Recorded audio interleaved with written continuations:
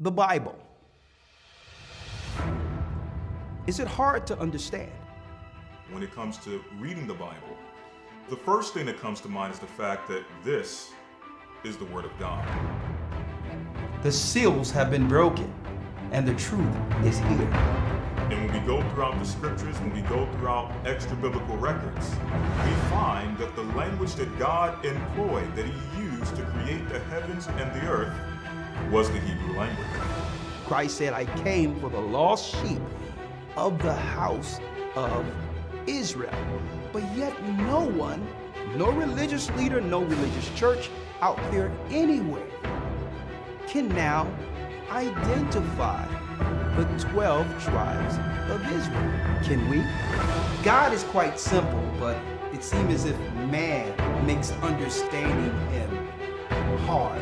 What are those mysteries? The truth of your book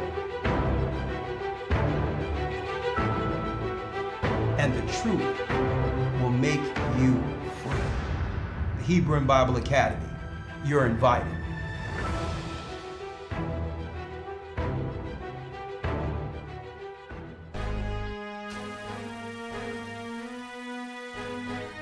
Shalom, come on in. Shalom, shalom.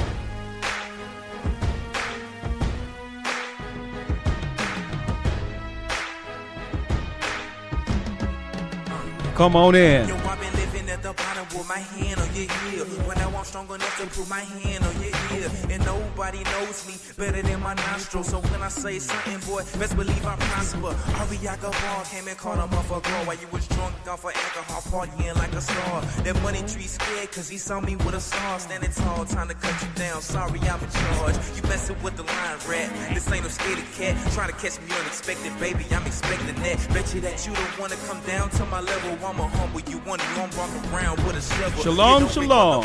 Probably why they wanna jack you. They tired of bird feet. Scraps probably wanna crack around the earth for a work. You would think that this fool's fine. Now you're traveling the space to go and still a moonshine, but I'ma bring you down. Shining for a while, living above the clouds. Yeah, we're early tonight. Ain't no stop till you're underground.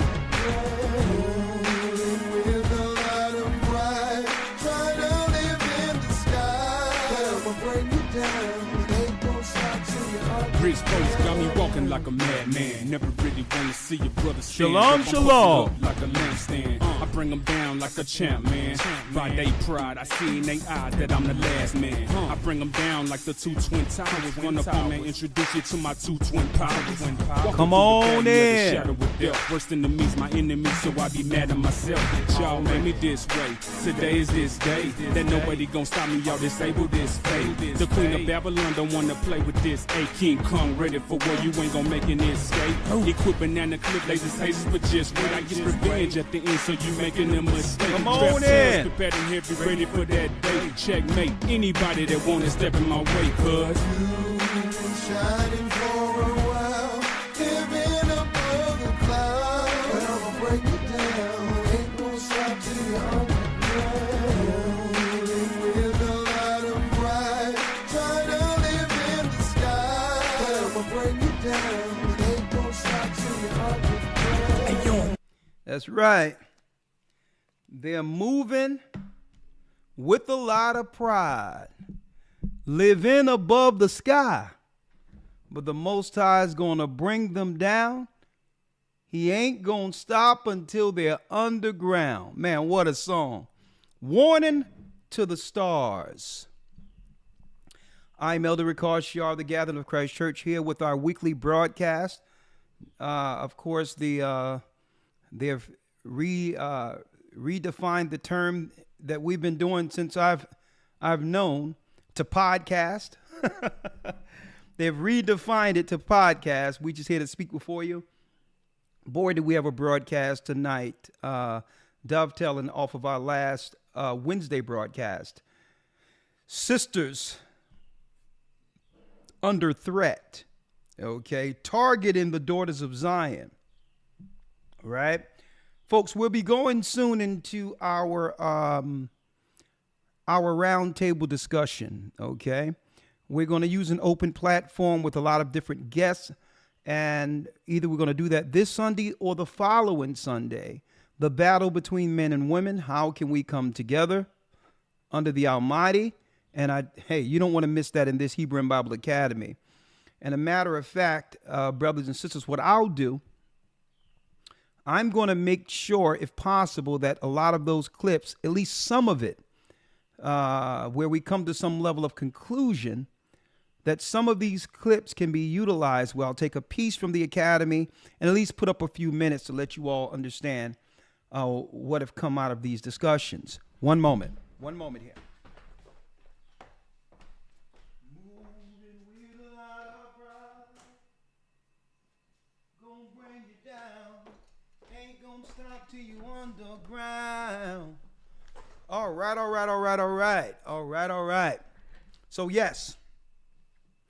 So dovetailing off of our last week's discussion, I want to talk about something this evening. All right. Make sure y'all go to the Hebrew and Bible Academy if you would like to be a part of that roundtable discussion. We're going to get some provocative guests, and we're going to have some elders and deacons from the church to bring some biblical resolve in our roundtable discussion. All right.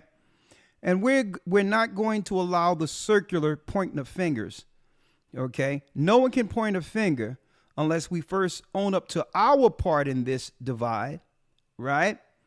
And you cannot bring any level of deflection without solution.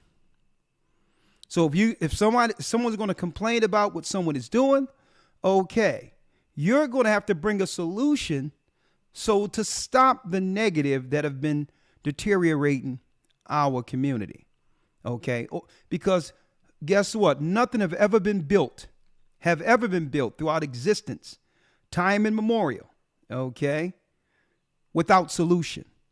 If someone isn't coming with a solution, they are part of the problem. They can only point to what's wrong, and that's what has gotten us here. It's time to operate from the outside of the curse and stop using the curse as an excuse to stay cursed. And that will be our discussion between men and women, the divide between man and woman. How do we come to a resolve? And we'll have that in the Academy in a couple of weeks. If this interests you, go to historytimes.org to enroll. We'll make sure you get the complete Academy, and you'll be in. We'll make sure you'll be in the the I would say the monumental ending of a serious academy. With, I'm gonna tell you, this academy have been just information filled with history, resources, white papers, and the Bible. We're hitting on all cylinders in this academy, folks. And one thing we've just discussed was the secret relationship between the Jewish people and Judah. I'm going to put a few of those clips up, just a little piece of it, next week, so you can hear what we've dived into. The whole deal is, we also went into the fact that when the Jewish people were about to go into Israel as a state, being celebrated by the international body, that it was driven, a lot of that, from the United States and the Western world by Black Americans' support. It was our political support that led to them actually getting the land of Israel. But yet no one is really talking about that, right? But yet they're seeking to have us take a side in the Israel-Palestinian conflict. Well, hold up. We were there from the beginning to help you get restored into Israel, even though we're the children of Israel according to the Bible. Okay? But we could not stand back and allow what? A genocide, or what was reported as a genocide, right, happen to any group of people at a time where we were experiencing a level of apartheid, separatism, and evil here in the United States. So we thought that if we help you with your issue, that you would come back on our side politically to be here for us, right? So we discussed that. It's about time we stop siding with other people, right? When it comes to their particular plights that they have in certain circumstances, and what? Have these others show a good faith in supporting the genocide, the apartheid, the racism that have always been exhibited against us. And I wanted to talk about that because the state of Israel has set a precedent.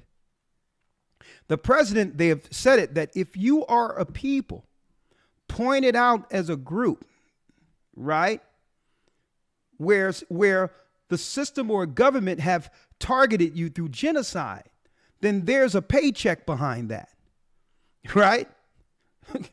There's what? There's an international monetary funds that actually go into what? Financial aid for people who have been genocided. So now, if you want us to support you in your endeavors, you must first admit what wrong you have done against us, and then use what you've received as a model for our people.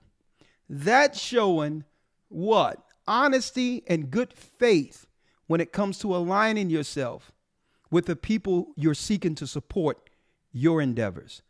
And guess what? We laid that out in the academy. Folks, you got to see that lesson, a secret relationship between Jewish people and the tribe of Judah. All right. But I digress. Shalom to all you brothers and sisters throughout the four corners of the earth. And yes, there's an early broadcast. We're going to try to start these broadcasts early as we come more into the springtime. So reset your watches to get in 5:30 so we're not here all night. And, I want to start these broadcasts early like they used to be, okay? All right. Now, a lot of people are also asking me about the shootings, the Super Bowl and stuff like that. And you notice I steer away from that stuff, right? Why? Because it's becoming... Thank you, Maria. Thank you. Yeah, it was a great lesson this Sunday. It was so much was rolled out for that academy. Thank you, Erica. Yes, it was an in-depth lesson. Thank you for supporting the academy. But the reason why I don't dive into these shootings and all these other things, brothers and sisters, is because I know the difference between, I tend to start looking at what's politically motivated and media driven, right? And I know the difference between, right, what's really going on and the term event, right? So I stay away from all that shootings and mass shootings and active shooter thing, because usually when you hear all of this stuff, it's politically driven with gun control. And then it's actually through emotions moving us out of losing the right to protect ourselves. No one wants to see anyone harmed, but it seems as if the only solution that they're putting out there is to disarm everyone else. And I don't see how an independent event that happened someplace can help me if I'm disarmed in the future. So that's why I tend to take a lot of these particular blown up shooting stuff with a grain of salt, because I've never seen them report these things without some level of gun control on the end of it. So I'm like, you know what? You got some people allegedly questioning whether or not some of what's going on is as reported. Listen, I don't have nothing to do with it. I'm in it. I'm not in it. You can talk about whatever's happening at any parade and anything you want. Okay, that's your business. I'm looking at the laws that are being passed because of it. And that's why I'm looking at a lot of these things with a side eye. Okay, so that's why you don't hear me talking about this stuff, because every other month or every other 3-4 times a month, we're going to hear about these things, and it's going to be driving with the same political outcome. All right. So you have to learn how to do what? Not to be pulled in through your heartstrings. So to give up any protections you may need when the stuff begin to hit the fan. Because based on what we're seeing, letting all types of military aged people into the country and all these things, you don't want to be the person, especially if you're law abiding, a law abiding person. You don't want to be the person without the right to protect yourself. Okay. And you're not going to tell me because there was a shooting in another state somewhere around the corner that I have to now make myself defenseless. It doesn't make sense. Okay. So that's why you don't see me jumping on none of that stuff and talking about it, because when there's a political point behind it and there's votes being done on gun control conveniently in the same state that stuff is happening, I say, you know what? Nah, I don't care what's reported, right? The right to defend yourself, right, is a God-given right. Okay, that's a God-given right to preserve your life alive, folks. I don't care what the Satanists are talking about when it comes to reincarnation and others. Let me tell you, you only get one life to protect, and I'll leave that there. Okay, I'll leave that there, because at the end of the day, when it comes down to it, when they do this gun control and all that stuff, it's going to be them taking it from the poor people first. Right? I need y'all to think about this. They're going to, any law they actually roll out, the poor is affected more so than anyone. Right? Because you're not going to take the protection from law-abiding, right-wing white people in these red states.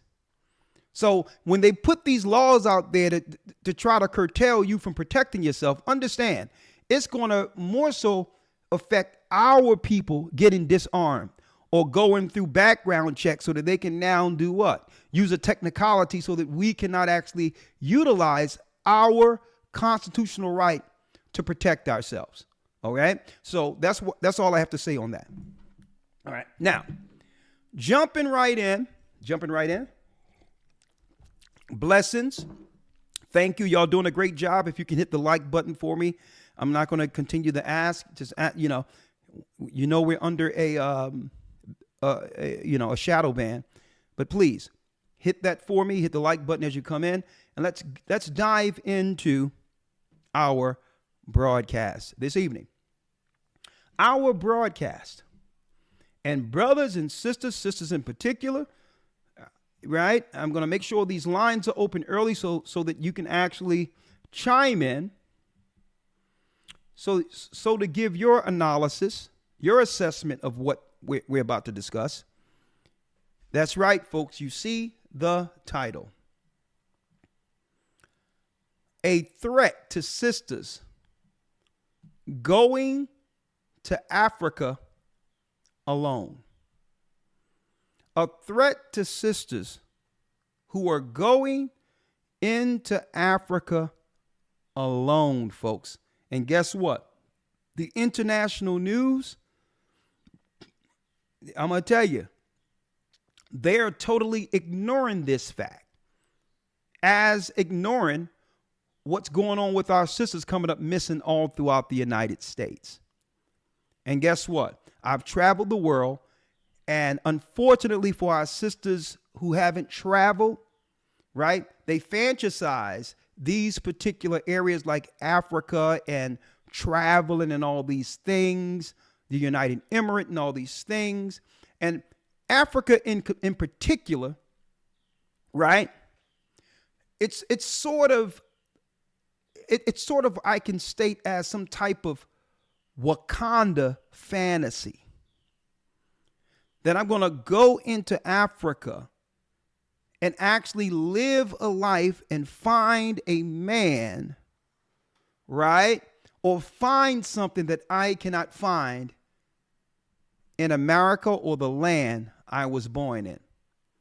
Only to realize or run into a culture shock.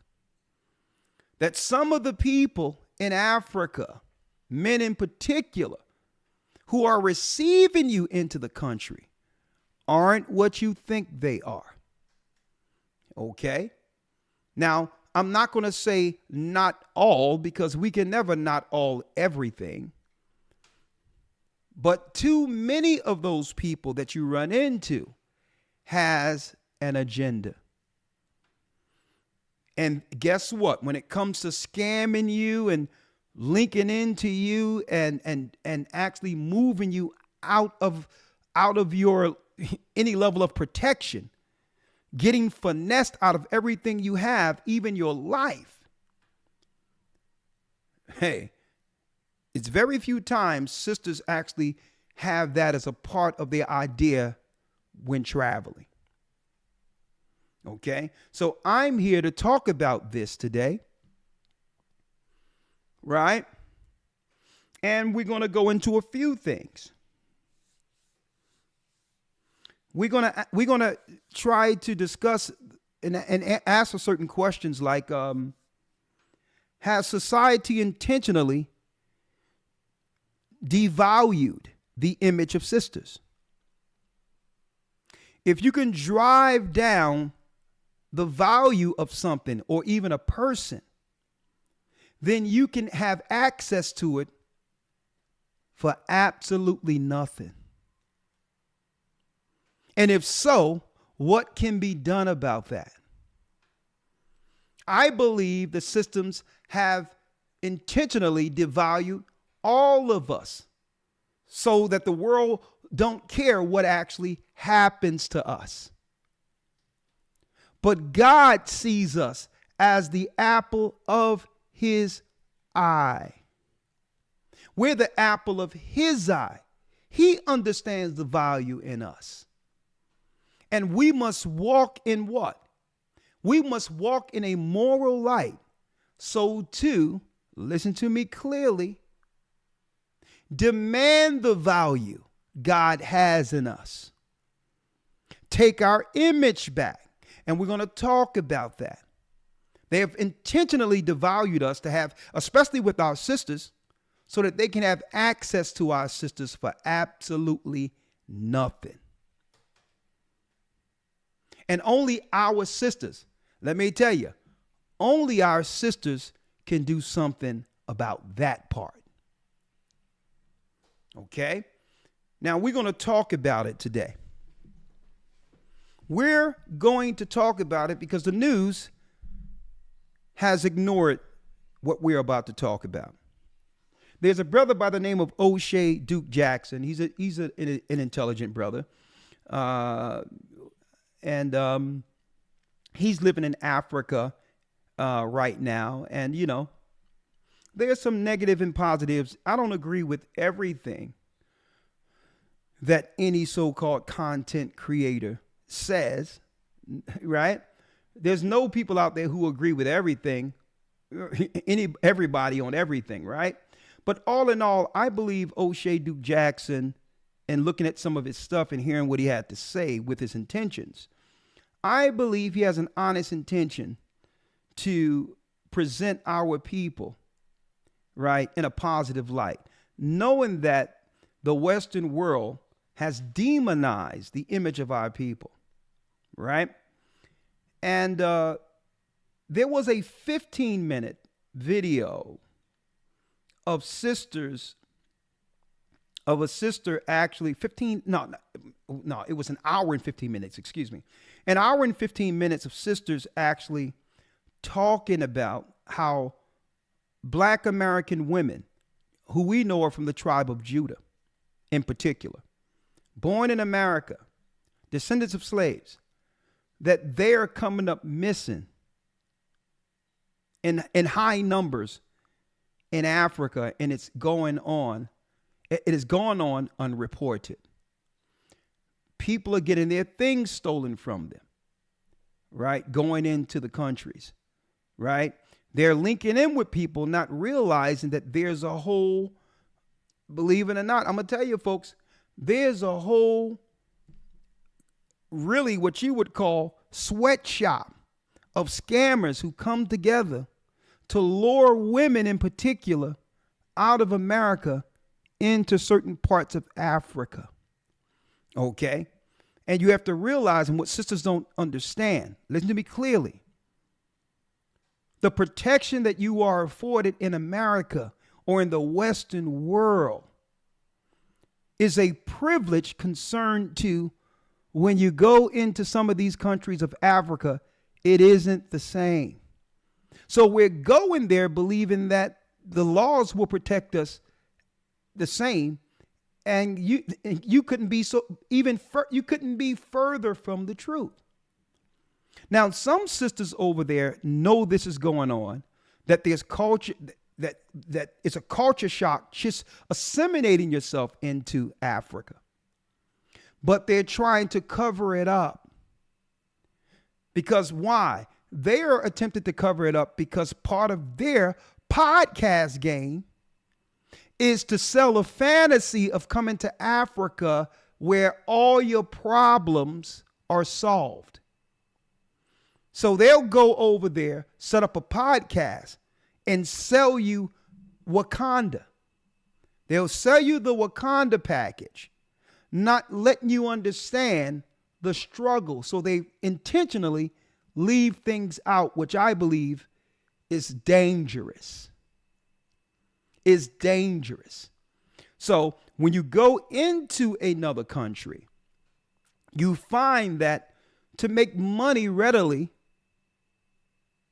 towards disposable income is almost impossible unless you travel into the country rich already. So what people figure out is, well, if I don't have retirement, if I don't have my own money, right, I have to find a way to remotely bring in American money from America. How to do so? Get a computer, start a podcast, right? Something that you don't need to be in America to do, to extract American resources, which transfers into you living real good in what they would deem a third world country based on the American dollar compared to the African currency. You understand that? So because some of these people are hustling, like some of these sisters, they're not warning our sisters against what they'll actually experience coming off of the airplane. So it's my position, right? It's my position to now tell sisters, nah, if we're dealing with issues, and even brothers, if we're dealing with issues, it doesn't matter where you travel, right? Where you are, so are you. And it doesn't matter where you go. Your environment isn't going to change what we must change internally. Location doesn't change that. So we have predators, and I'm talking about some serious predators from amongst the ranks of our own people in Africa, who are in particular focusing on taking everything they can from privileged, what they would call African Americans, especially women. Because why? Women are a softer target, right? So you have to realize it's not what you're seeking to go to America, go to Africa and be embraced by the motherland and people welcoming you back. Come back, my sister. Come back, my brother. No, they're not seeing you that way. Not the majority of them anyway. Okay, so without any further ado, I'm going to say fair use to this, right? But I think that brothers and sisters in particular, because I'm going to show you where we're going with this. You have a lot of people believing you're going to go into Africa, sisters in particular, and you're going to be, you're going to find vibranium, okay? All right? No, it's a culture shock. That's number one.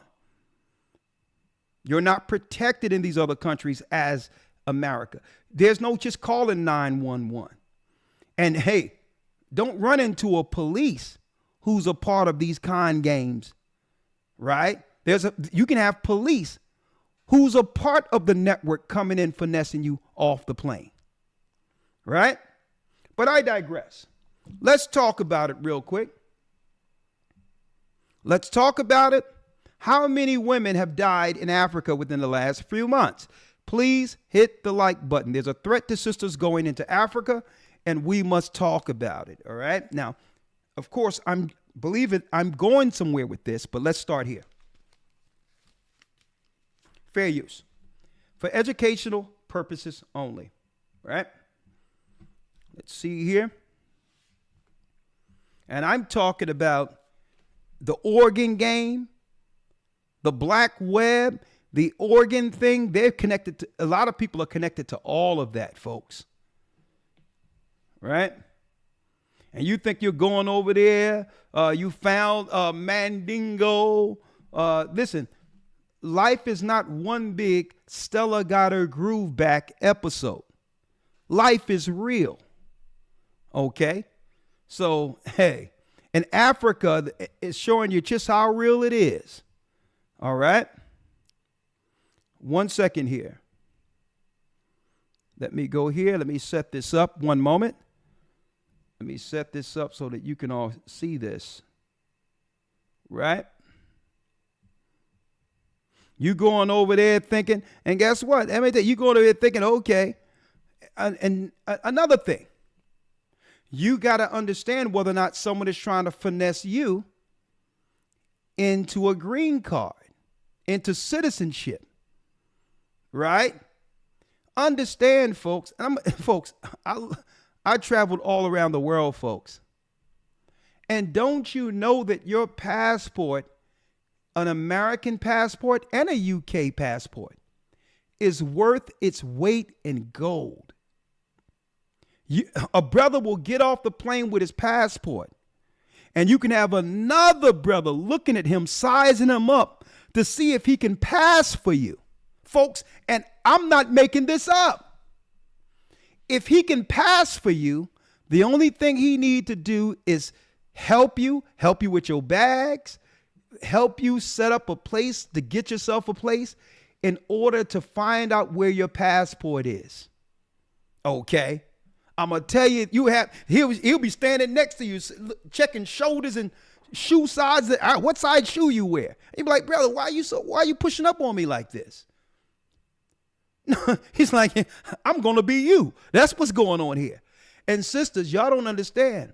When you go inside some of these countries, they're looking at your passport is more valuable to them, a lot of them. I'm talking about those who are greeting you off of the plane. Your passport is more important to them than your life. Okay? I'm going to tell you that right now. I'm going to tell you that right now. Your passport, sister, and the access to citizenship for this man, for him, that's more important than you are to him. Because the only thing he have to do, they already have, a lot of them, a negative view of Americans, black Americans. So if you have access, if he can get access to citizenship through you, he can just ditch you with the citizenship and just find another. Right? And there's nothing I can do being then some people say, well, Elder, it shouldn't be men like that. There's nothing I can do about men who think like this. Okay? There's nothing I can do about that. This is a way of life for a lot of people. So, listen, I'm rolling it out the way it is, okay? So let's go into it. Let's go into it. Fair use, fair use. Imagine you got home early one day and you turned on Netflix and you wanted to watch a horror film. And there you saw a film about an American lady who moved to the Gambia. And you know what? At first, Let's go. Imagine fair you got use. home early one day and you turned on Netflix and you wanted to watch a horror film. And there you saw a film about an American lady who moved to the Gambia. And you know what? At first, everything was okay. But she predicted she had a stalker. She was going around all over the world telling people that somebody was stalking her and somebody wanted to poison her. And nobody believed her. Some folks could have even thought she was crazy. Then, 2 months later, Fair use. she dies. Well, you will look at the film, you will say it's well orchestrated, well executed, well written, bravo. But then, what if I told you it's not a movie? It's not a movie script. There are no actors. It's the truth, because that's exactly what happened. Unfortunately, even Hollywood script writers couldn't make up what we're about to talk about. Rewind! Today we're talking about the life of Anja Africa, also known as Andrea Martin. From her accent, it seems like she moved from the East Coast, most notably New York, to come to the Gambia. She was Now, this is for educational use only, right? For educational use. And I would say go and support the brother's channel, O'Shea Duke Jackson. But he quantified what I wanted to talk about anyway without us having, 100 hours of content, because sisters over in Africa are trying to talk this away without explaining the danger. So this is why I use this brother's video, because you got sisters over there, podcasts, who make a living selling Wakanda to people over here in America so that they can sustain themselves in Africa without telling sisters in America the real danger for our sisters there.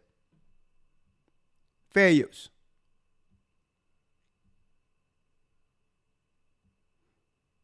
Martin. From her accent, it seems like she moved from the East Coast, most notably New York, to come to the Gambia. She was excited. She even dressed in the African garb. She seemed to be a strong spiritual person who loved the community. So that's why she came to Gambia, like so many other women. Hold up. Let me bring Elder Lawyer in. Let's see. Hold on.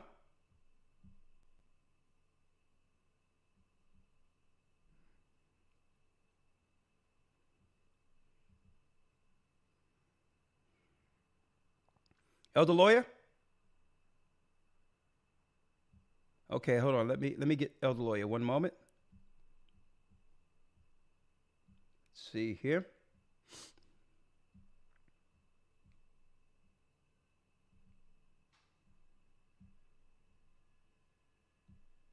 Okay, Elder Lawyer, are you there? Yes, sir. Yes, sir. Shalom. Shalom. I'm telling brothers and sisters, I wanted to warn them, and we're going to talk about this because they have no idea what sisters in particular, the danger they're in traveling to Africa alone. Right?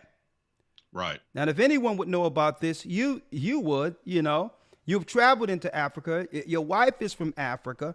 So I think that we need to have brothers and sisters understand the reality of traveling into some of these countries, and Right. especially alone. Right? Right. So let me pull you in. Let's see. So you can hear it on your side, Elder, if you may. Yes, sir. I'm listening. I'm listening through YouTube. Okay, that's great. Thank you. All right. Okay, we have you there. All right. How you doing, Elder Lawyer? I'm doing well, sir. I can't complain at all. Okay. So I'm playing the video. Let's jump right in. Yes, sir. All right.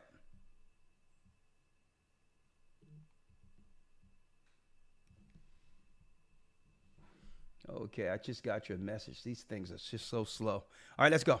And of course, I've always told you on this channel, ladies, that coming to Africa by yourself might not be the best idea. But she came anyway, and she was really there fellowshipping with the community until one day she started to deal with the new man that she felt she was vibing with. Now, let me stop the show. See that? She found a man that she thought that she was vibing with. Now, in the United States, you are afforded some level of protection operating with strangers.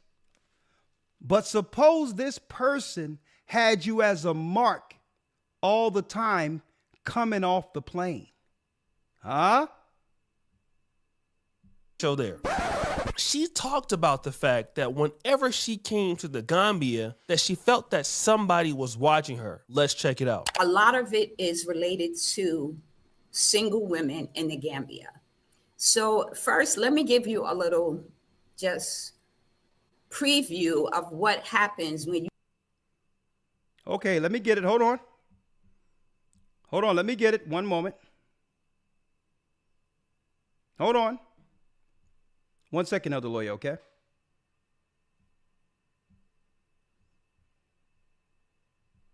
Let me get it here. 1 second.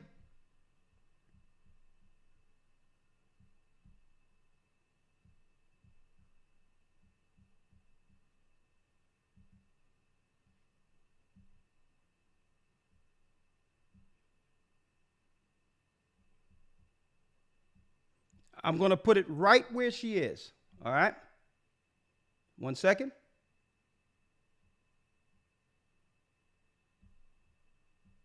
Show.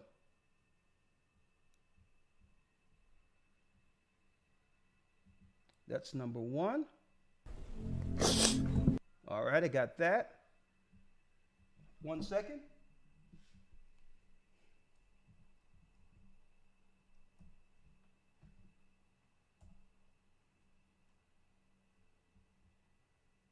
Right there. Imagine you got home early. There it is right there. 1 second. Let's pick it up from where she is. Boom. There it is. Thank you. All right, we're going to pick it up from where we are. Fair use for educational purposes only. To the Gambia, that she felt that somebody was watching her. Let's check it out. A lot of it is related to single women in the Gambia. So first, let me give you a little just preview of what happens when you come to Gambia single, okay? You may have it in your mind that you're not trying to date anyone. You just come in here to live your best life. Well, honey, from the time you get your feet on the ground, and I'm talking from the airport, people already have their eyes on you, okay? They know what area you're going to. It's been reported where you're going to be living. There'll be that one person that thinks, well, I'm going to be the person to get that individual because that's going to be my cash cow. That's interesting. And this is a warning that she put out in the Gambia. But let's continue. She started dating this man, a younger man, I'm assuming. Then she found out that something was off with him. And this is why she said this. It only hit me today because I was like, I have a stalker. And I haven't told anyone. And it's not healthy. So let me just tell y'all what's going on. Okay, so I was seeing someone and I thought us meeting was like, you know, a spiritual thing. The bond, like we connected, we have good conversation, but there was something about this individual, but I could not put my finger on what it was. But you know. Now you see that? Now, why did she believe, listen, Elder Lawyer, why did she believe that her connecting with this man was a spiritual experience? Because this was her fantasy going into Africa, connecting with the motherland, right? The soil and, you know, getting back our roots that was lost through captivity, connecting back with our roots. And don't you think that the African scammers understand this fantasy? So they're going to play the game, right? They're going to play the spiritual connection back to the motherland con game, right? I mean, let me tell you, these guys in Africa, Elder Lawyer, I'm talking about the scammers, right? They'll make Umar Johnson look like Mr. Rogers. Okay? Let me tell you, Umar Johnson is on a low level of scammery, all right, compared to these guys. right? So now she believed that she done found her African king, right? And God have sent her African king, the black knight in shining armor, to heal all of the hurt experienced in that slave land called America, right? Now check this out. Okay, so I was seeing someone, and I thought us meeting was like, a spiritual thing. The bond, like we connected, we have good conversation, but there was something about this individual, but I could not put my finger on what it was. But, I figure you're getting to know, take it, keep him at a distance, but get to know him. So the more I get to know him, my spiritual abilities are coming in at the same time. So now Now her spiritual abilities is kicking in. Now that he done probably shook her for every American currency, that was transferred. Now her spiritual senses is kicking in. Right? But there was something about this individual, but I could not put my finger on what it was. But, I figure you're getting to know, take it, keep him at a distance, but get to know him. So the more I get to know him, my spiritual abilities are coming in at the same time. So now I'm starting to have divinations.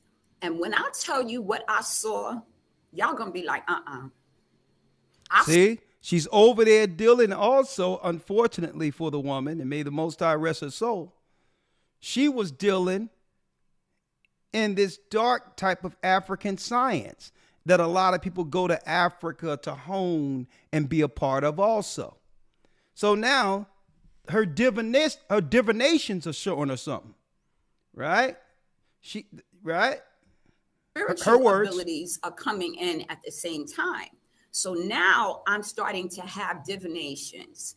And when I tell you what I saw, What you y'all saw? gonna be like, I saw this individual dealing with same-sex orgies. I saw this individual in different relationships. I saw a lot of children around, and I mean, everything I'm seeing is nude. Okay, so now I'm thinking, hold up, this individual's in a cult. She tapped into a lot of what this guy was going in a little too late, right? So obviously, right, she thought it was spiritual that God, or whatever God she served, sent him this young man. Only to think afterwards that, okay, she started tapping into some dark stuff and seeing, LBGT at its finest, right? So let's keep going. This is not I'm just a normal person. This is a foot soldier for the devil. The scary thing is that she felt that he was involved in something else that was shady. We need to wrap this situation up. Fair use. He says, what do you mean? I said, there are such things as soulmates, twin spirits, and karmics. I said, you are a karmic. And he was like, what? I said, yeah, you are probably someone who killed me in a past life. Okay, now it's going off the rails, but I'm going to show you where it's going, though, folks, because some people might look at this and say, well, I'm dealing with the Most High, right? I'm dealing with the Most High. I'm not dealing with any craft that she's dealing with. And because she was dealing with something dark, this happened to her, right? Some people are probably thinking that, but not folks. Over 14 women have gone or have been unalived. I have to watch YouTube guidelines here. Have been unalived within the last few years in Africa.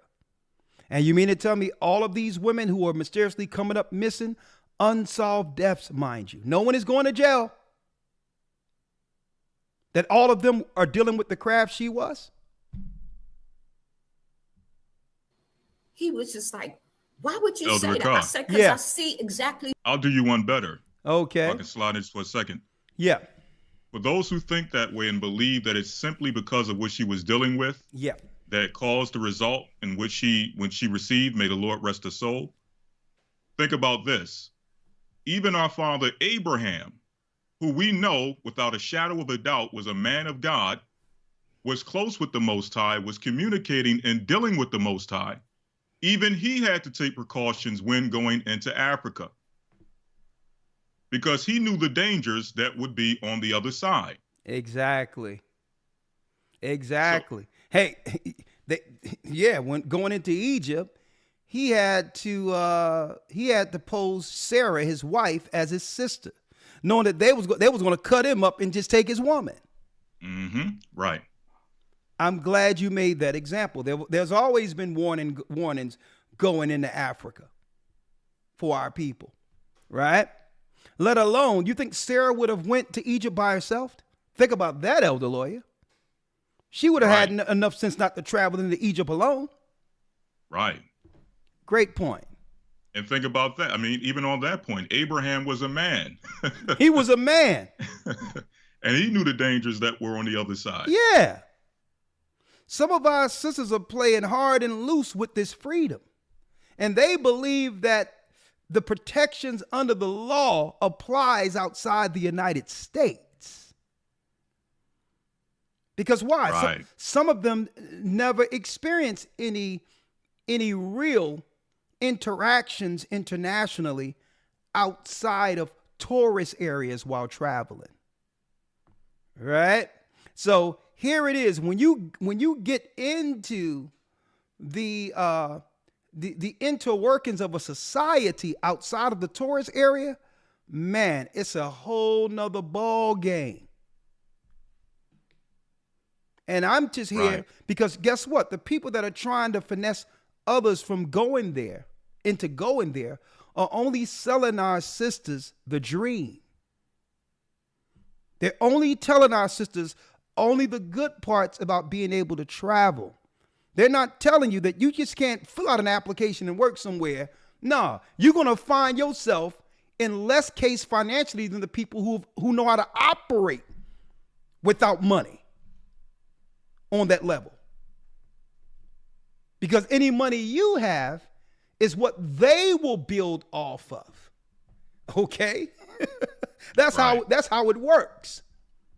You're coming in automatically. I'm going to tell you a lot of what brothers and sisters, why these people in Africa and others, not all, but a lot of them, why they feel justified in doing this to our people who come into their country. You know why? Because when you travel into another country, listen to me and listen to me good. Your nationality is American. It has nothing to do with whether or not you look like them. Your nationality is American. Therefore, they feel justified in finessing and taking your money because they blame America to why their currency has run into the ground, into the depths of the seventh hell. Right. So they look at America. America is the blame for why they're suffering. And then you come in with an American passport and with an American currency, which makes them justified in taking it from you. See, America did this to me.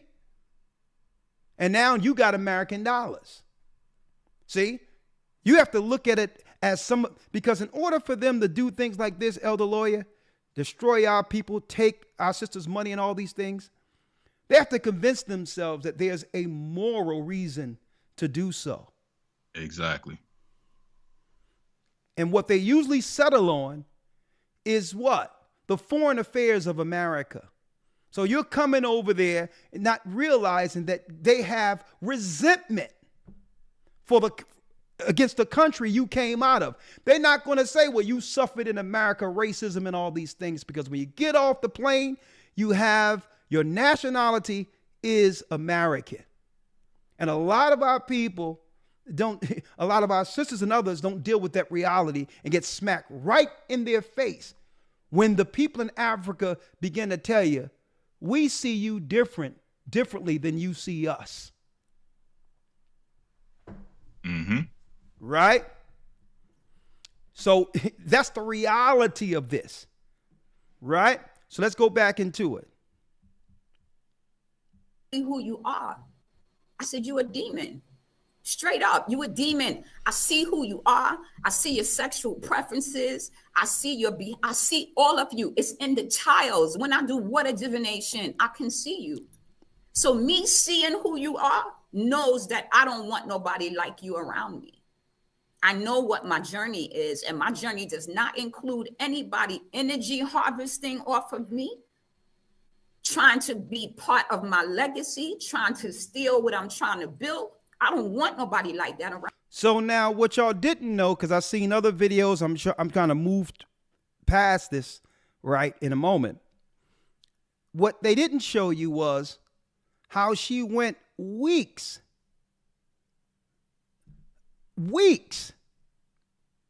telling sisters of how great this relationship she found was, and how the spirit brought them together in all this. For weeks, she was telling sisters out there how great this man was.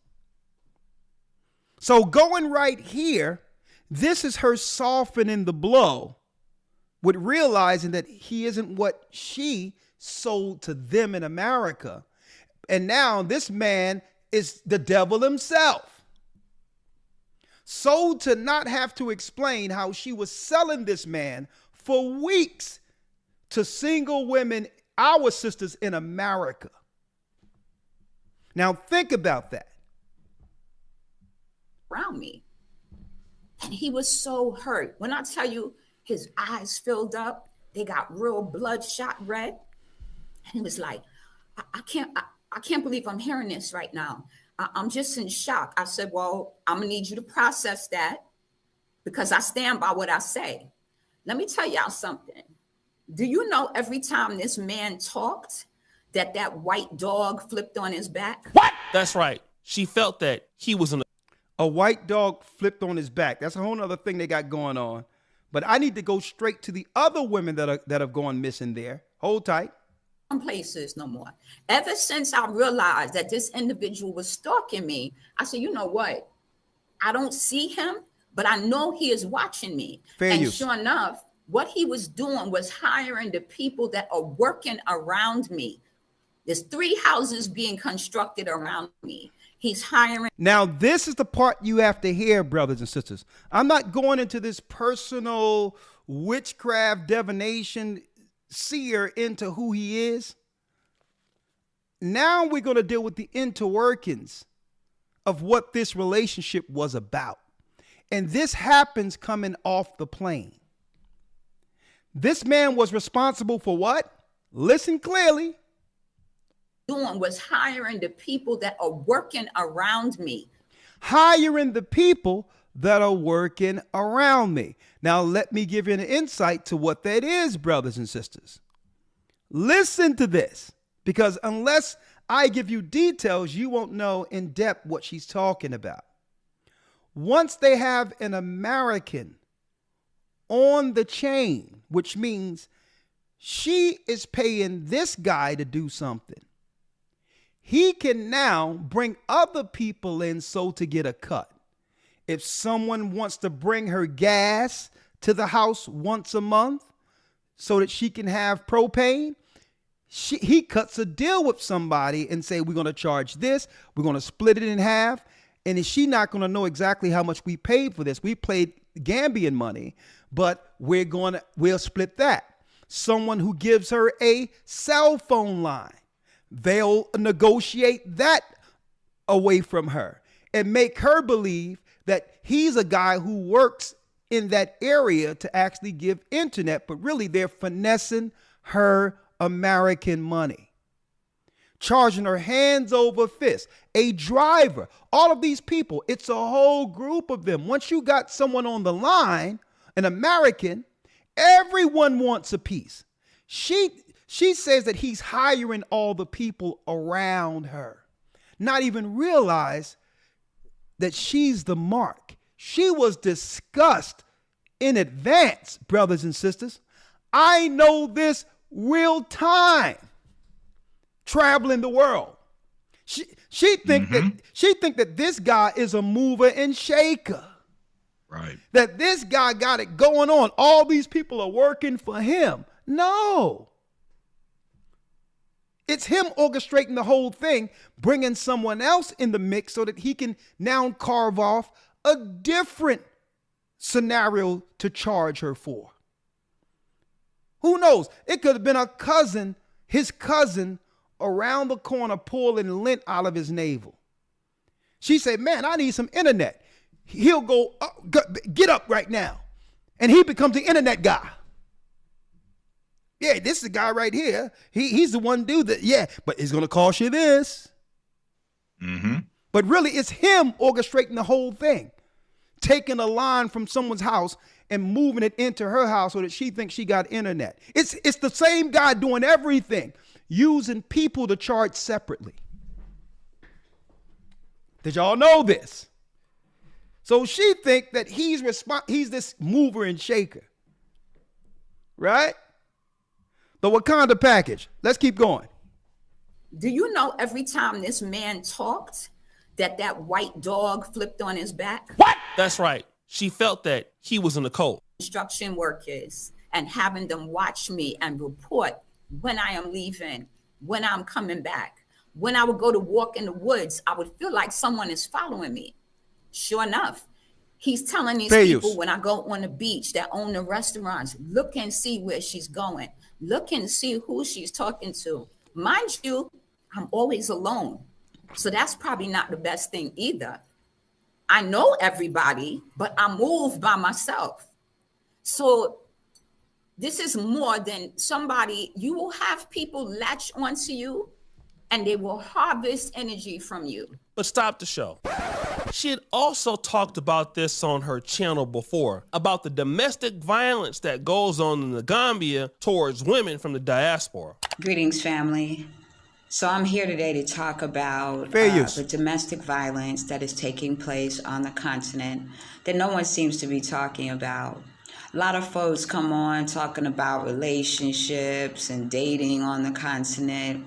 But there are situations where sisters are coming over here and dating Gambian men and realizing that they're not who they thought they were, okay? Oh, let's stop there for a second. Folks, domestic abuse is an entirely different definition in these countries, opposed to what we've learned in America, folks.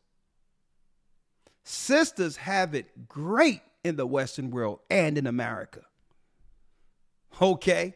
These guys over there, folks, let me tell you, what are you talking about domestic abuse? What are you talking? What is that? I just told you what I needed you to do. Okay? I'm just, what we do over here is we teach lessons physically. Okay? This is what we do here.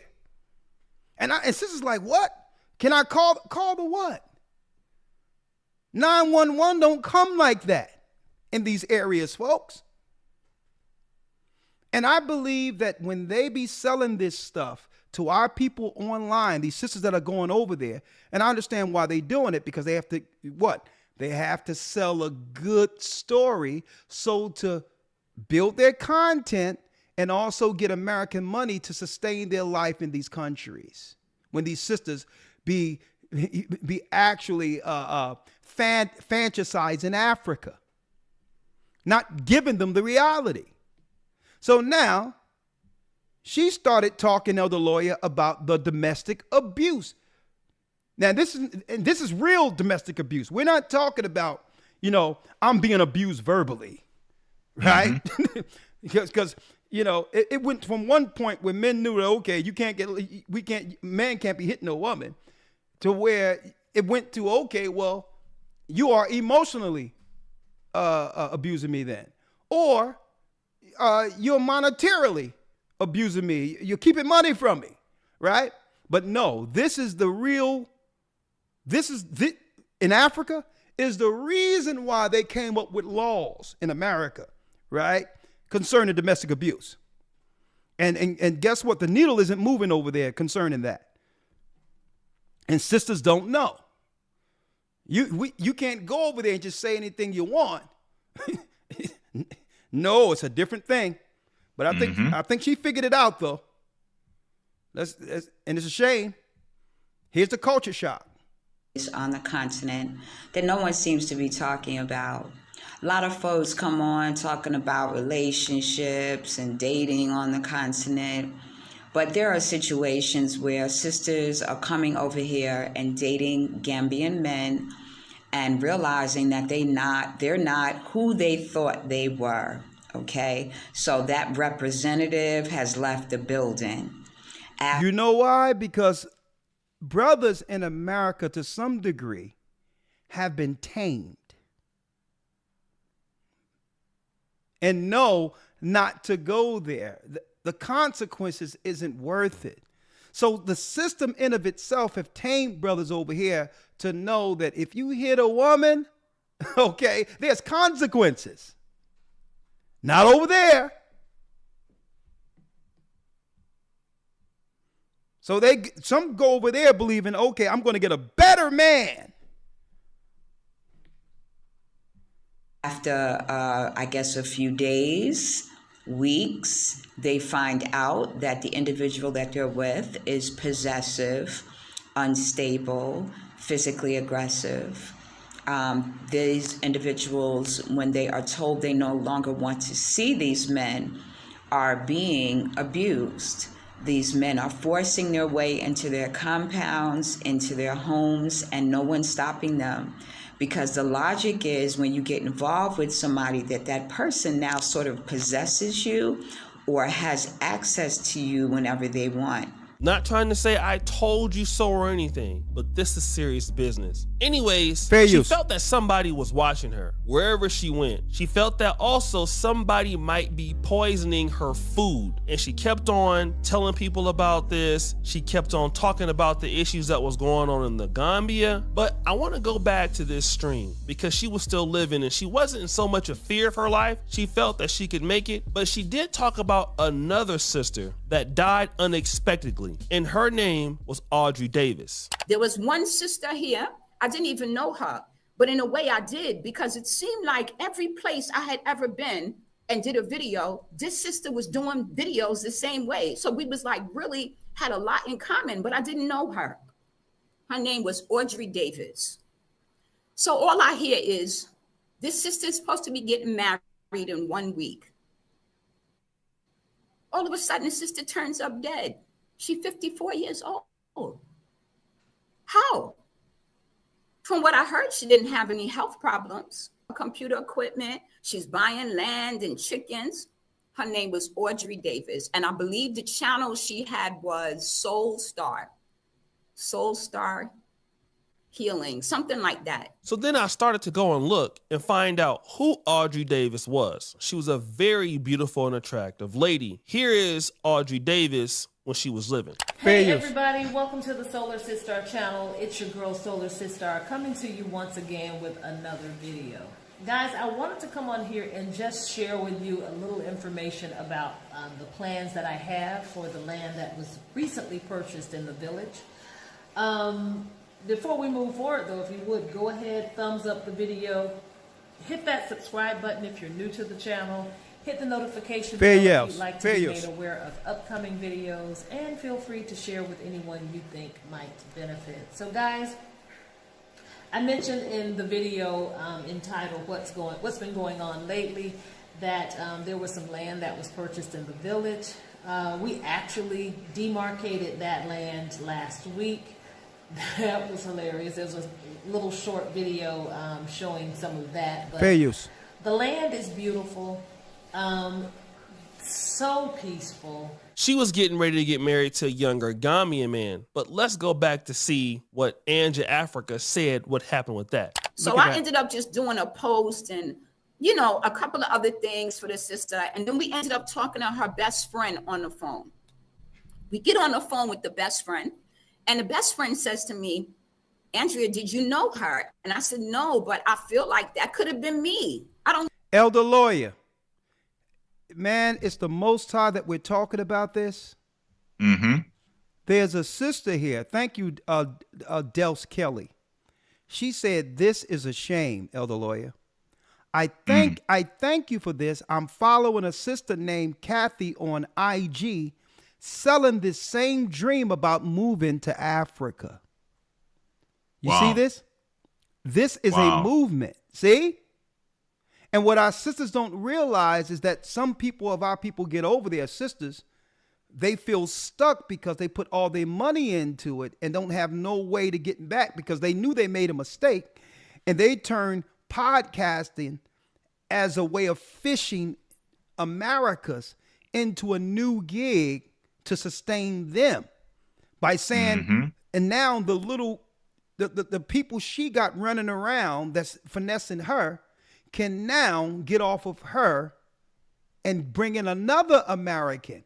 It's like a train that's being ran internationally, coercing sisters over there to be played so that she can sustain, right? This is a reoccurring issue, and our sisters don't even realize how do this girl have so much time to just, her whole position is trying to convince us to go to where she is. Where did she get all this time? That's her gig. She's sustained by helping you come into the country, but now you're there and stuck, you're on your own. And that's what they're not telling them this. Right? Let's go. You need to know her. So let me say, yes, that's my sister. Okay. So she said, well, you know, the husband told me an odd story. I said, what husband? The man she's supposed to marry. She said he was mad because he was calling the family, telling the family in the States, y'all are too selfish. Why won't you send for her body so I can accompany the body back to the States? Do y'all hear this? All the man had to say to the family, he is Gambian. Why haven't you sent for her body yet so I can come back with the coffin? That's what he had to say to the family. So when I talk to the sister now, the sister says to me, the girl, her friend, she says, do you know how she died? I said, I don't know, but I feel like it had something to do with her heart. And she said, how do you know that? I said, what do you mean, how do I know? She said, the husband called me, the fiance, and said he had to jump up and pee and go to the bathroom. And when he came back, she was having a heart attack. Is that not what happened to me when I ran to the bathroom? I said, okay, I'll see what time it is. She's trying to tell me something. So she's going to communicate with me again. Then another time, so we had that conversation. We talked about, organizing, talking to the rest of the family. To see. Now, I think she's talking about talking to the dead, right? But I'm going to leave that there, right? If we could put the clues together. About a week later, I have another dream where the sister comes to me and she shoves a plate of food in my stomach so hard that the pain woke me up out my sleep.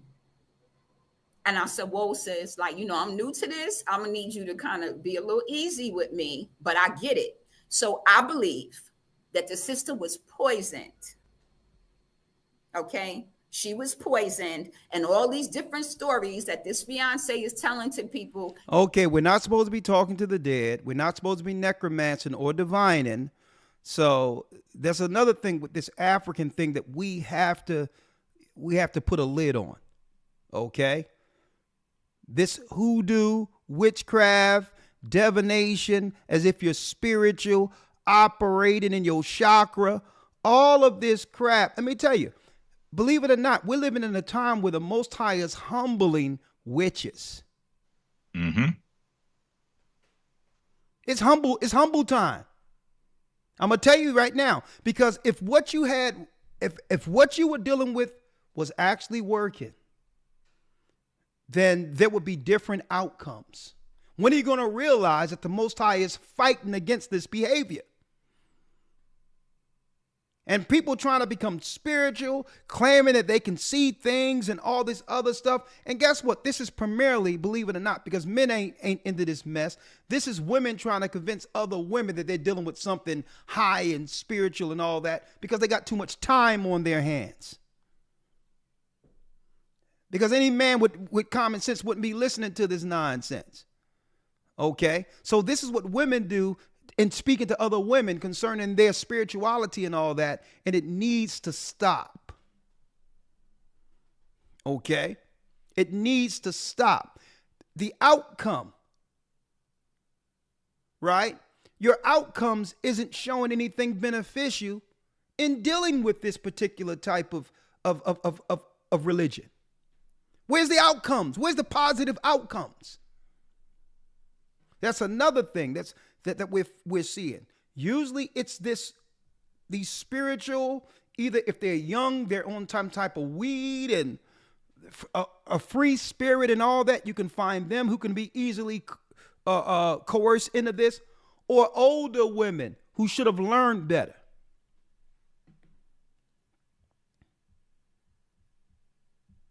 It's because he is the one responsible for it.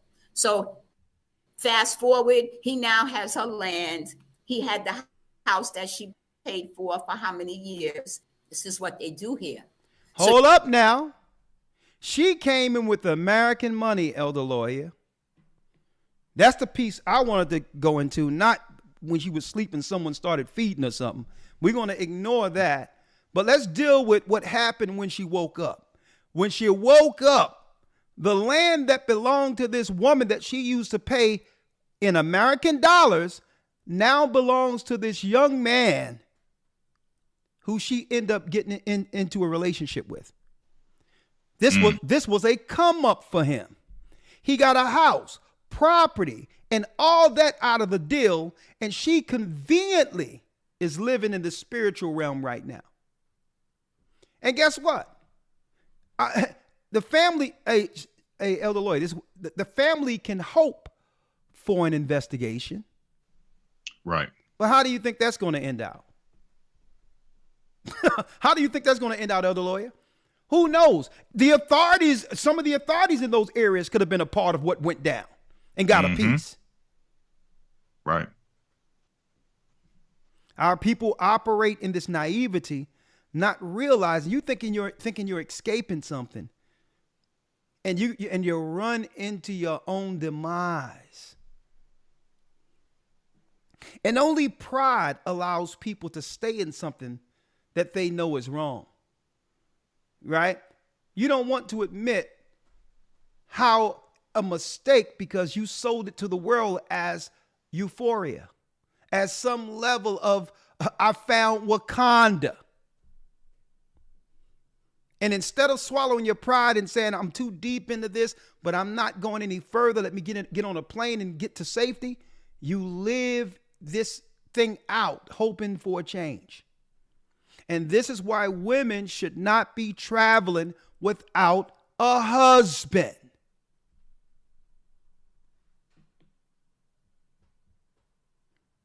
It makes a woman what? An easy target, a mark. So, I'm like, just stop. Audrey Davis met her fate in the Gambia. We don't know how she died, but this sister right here lost her life too. Right? Let's show you.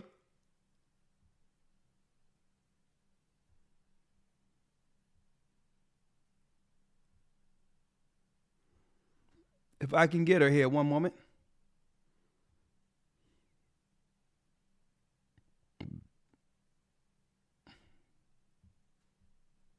From the African American community are Stop.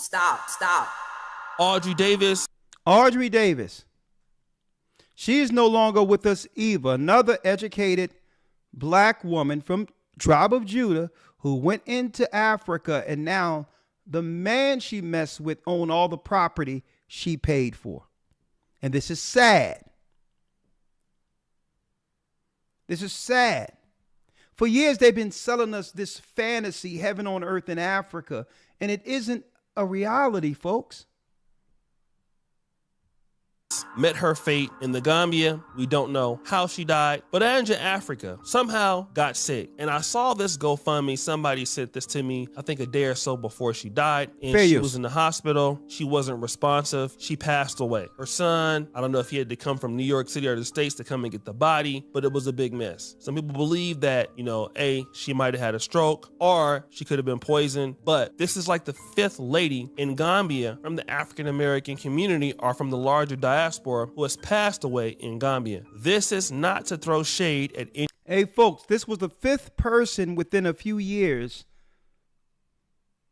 And this, folks, we're only talking about the personalities that were streaming and all that from Africa. The noticed sisters who went over there. What about the people who go over there following these women who never streams? Who are really online?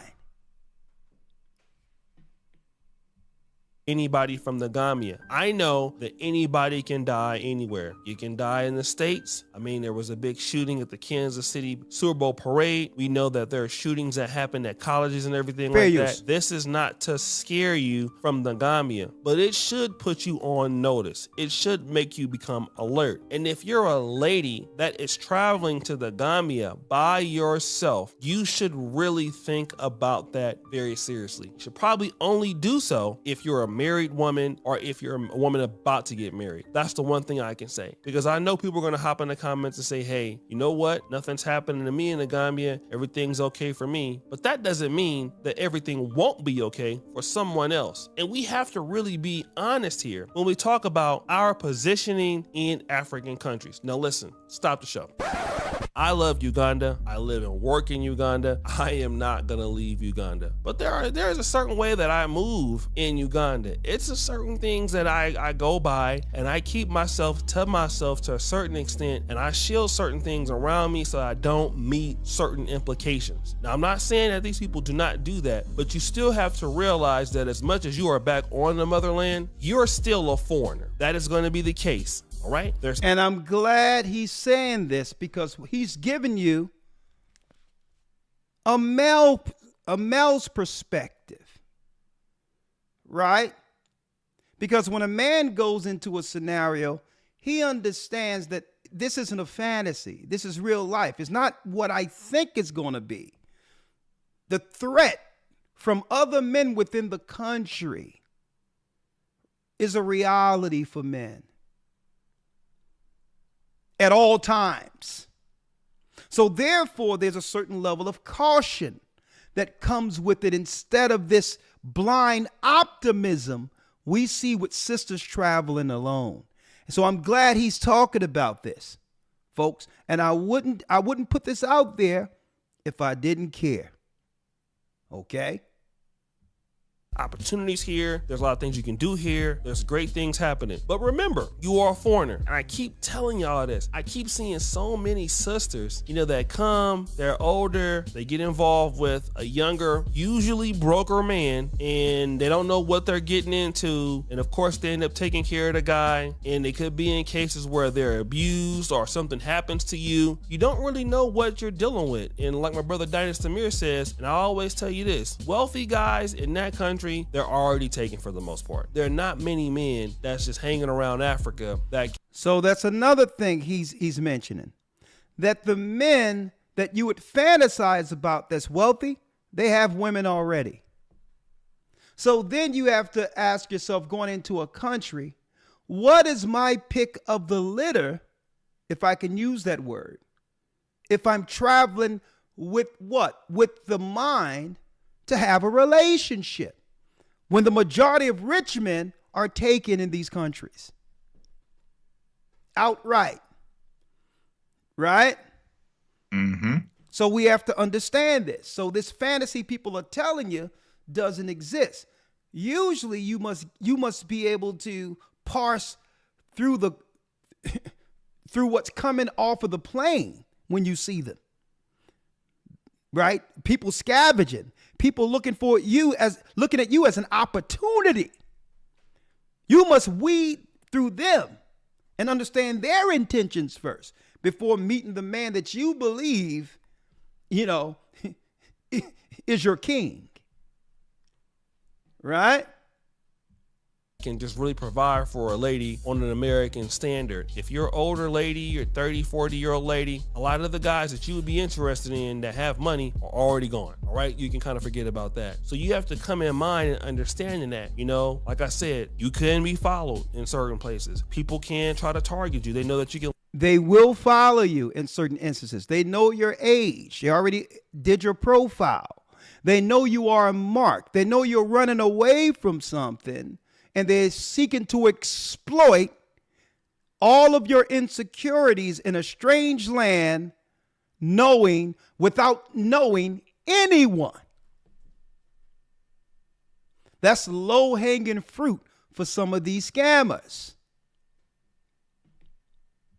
Live alone. And of course, as a woman, you could be considered a weaker link. That's just how it is. And don't try to say that I'm hating on you or I'm hating on women, because again, what is your family gonna say if you come back dead? And shout out to O'Shea. He does great work, professional work. Are really hurt. They're gonna want you to make sure that you can come back and see your family, right? That's exactly what I'm trying to do. So guys, take heed to what's going on in these places. Take an understanding, ask people what's going on in these places, because I don't want you to become the next victim. So guys, and I'm glad the brother brought that out. All praises be to the Most High, right? O'Shea, I'm going to go over a few things to have. Because what I'm hoping to do, not to discourage sisters, Elder, but to bring a reality to the negatives they will really hear by these sisters that are in these countries trying to lure them over there. Right? So what I'm going to do now, because you have to realize, folks, here's the reality. You can have a white man that comes over into Africa and do what he want to a sister while the whole village know what's going on, without any threat, without him deeming the village as a threat at all. Now think about that. If you got a woman, Elder Lawyer, who's from Africa, where a white man can come in and do whatever he want to do to that woman, and none of the men say anything, what protection is afforded for our sisters coming into those same areas? Exactly. Right? Think about that. The sisters that are living there can be exploited without men protecting them. Their own men. Let me show y'all real quick. Right? Let's go straight in. Fair use for educational purposes only.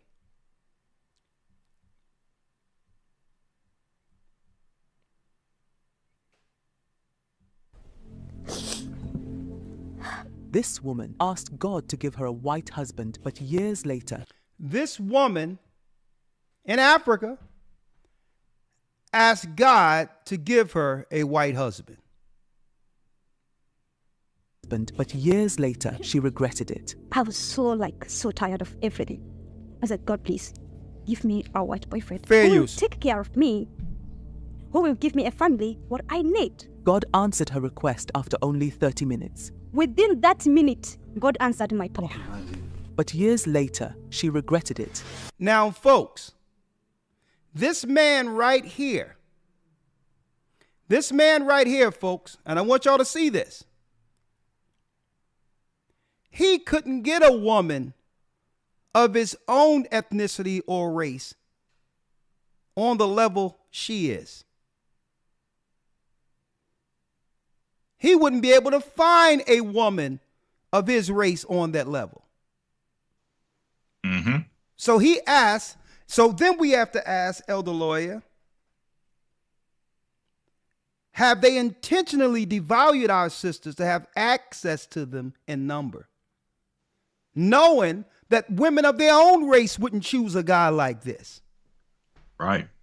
But to her, she been praying for a white man. And this guy shows up.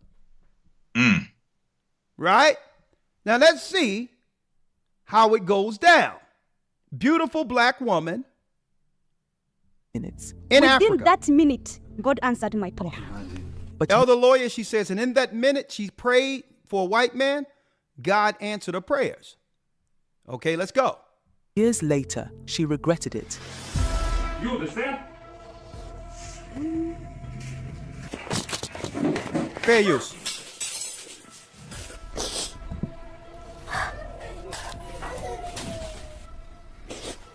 Can you imagine?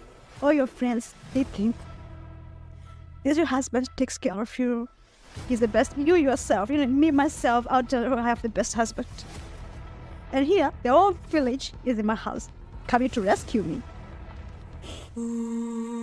So the village comes out while this guy, in a drunken stupor, not only gave this woman children, but is treating her, horrendously. Right? Now, he comes into her village and do this. In the beginning, everything seemed fine. It fell apart.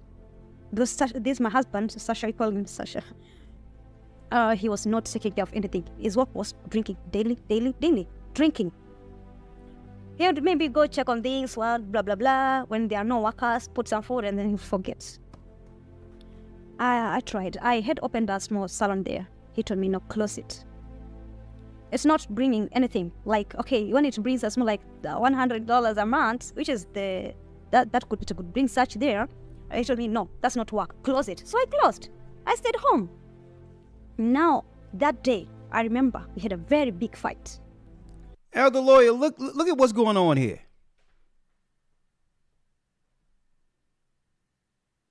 She says that day they had a very big fight.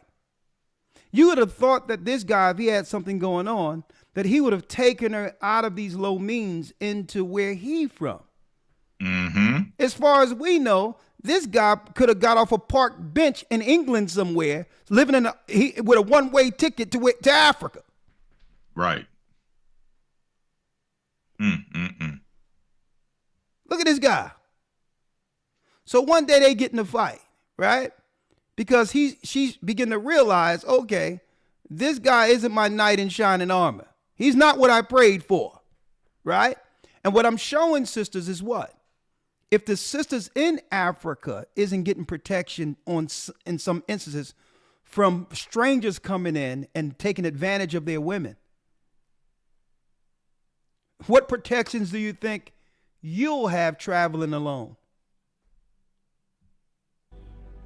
When I tried to talk to him, we were upstairs and we were getting back. I told him, no, I'm going to stop you. You're not fair going use. anywhere. He held my hand behind my back. And then, do you know these Russians? They go to army when they are 21 years, like all the men. So this one has also been in the army before. And he was twisting my hand behind my back. And he's twisting her arm. He's abusing this woman. And you notice no cops are coming anywhere. I even pissed on myself. It was painful, man. Lord have mercy. So painful. And I cried and cried. Such I don't know where your passport is. I don't know. He twisted me more. You have to tell me. I lied to him. I know where it is. I'll show you. That time, I don't even know where it is. He twisted me. He gonna blame her for where his passport is, folks. And I wanted to use that as an example because he understands the value of his passport also. Got downstairs and he said, give it to me. I don't know where it is. He strangled me. He strangled her. He strangled me until blood started coming out of my mouth. And I was screaming in that house, people to come and help me because I had locked the doors. I was screaming. You need help. People came, almost the whole village. And the gate is locked. They were throwing stones at the gate. They cannot enter that house. That Mzungu house, they cannot enter. The real Sasha was a very fierce person. So it's my mom who came. She's like that minute away walk from my house. If I shouted, like very, very shouting. Her mother was a 30-minute walk to her house. Now, I need y'all to think about that. With all the conveniences, Elder Lawyer, we have come accustomed to in the United States to have immediate response to danger when it comes to domestic violence or whatever the case might be. Right. Help isn't readily there. And they know it when you come into these countries that you're on your own. Mm-hmm. Even the women there understand this. And our sisters come in with the wrong view, of these particular places they're traveling to. This is, you know what I believe, Elder? They believe in their minds, I think to some degree, that they're going on one big vacation. Yeah. One big vacation that never ends is how it's being sold to them. When even the women, a white guy can come in and totally almost unalive this beautiful sister without any one in the village, including the men, pushing back. And she's from Africa, one of the countries in Africa. Mm-hmm. So here's my question, Elder Lawyer, and we're going to talk about this. Right? Have they devalued our sisters to the degree where intentionally so to have access to them in number, well past the number that they would be able to acquire in our women, right? Well past the number if we found value in ourselves and held ourselves to a certain standard. Have they chipped away at our sisters' insecurity to a degree where anything is all right for our sisters? That our sisters have to tolerate anything because anything is better than nothing. And if that's so, how did we get here? How do we fix this? Right. The other thing, if you devalue something, then that's what devalued is under what? Constant danger. Because if that person no longer exists, the world will go on without caring. Why? Because they figured that this person isn't contributing any moral value to society. How did we get there? Right? Now, I'm going to say this. Right? In certain circumstances, and in most circumstances, women should not travel alone. And I'm saying that whether or not it's cross country or into another country. Yeah, cross state. Yeah. Why do you think our sisters are coming up missing like this? And I want to ask this question.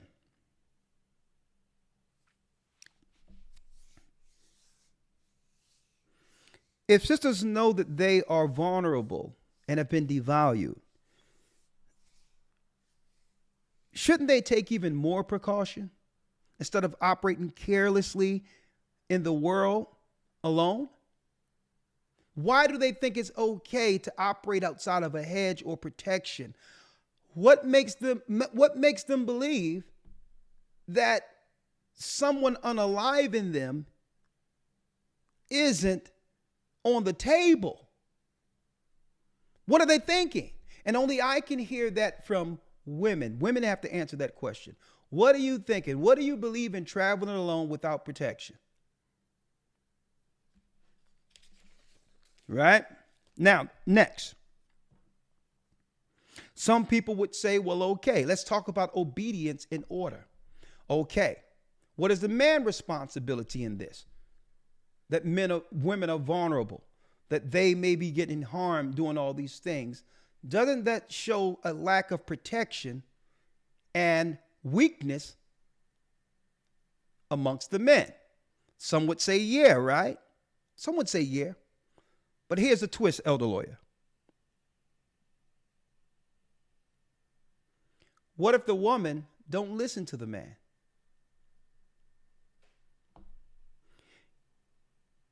Right?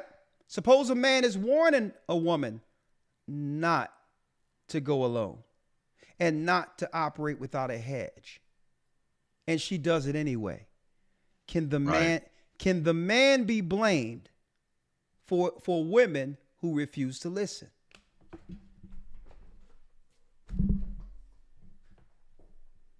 We can always say at the end of this, well, men, and I can understand so. Okay. There's one thing I can say. I don't know what's going on in Africa, elder lawyer, but I can say if a stranger came on our block when we were coming up and harmed one of the people on one of the sisters on our block, folks, I'm gonna tell you, a lot of things have changed, because even men back then knew that you're not getting off that block. A stranger that no one ever seen before coming in as if you're running things are going to hurt one of the sisters we were raised around. No, you're not making it off that block where I came up at. So what's going on in Africa where even a white man can go into a village and harm a sister and know that there's no threat there in the village? And why am I pointing this out, folks? I'm pointing this out because in some of these countries, man, all this white dude have to do is lace a few people off with some dollars. And if he's bringing something of value, they'll protect him over her.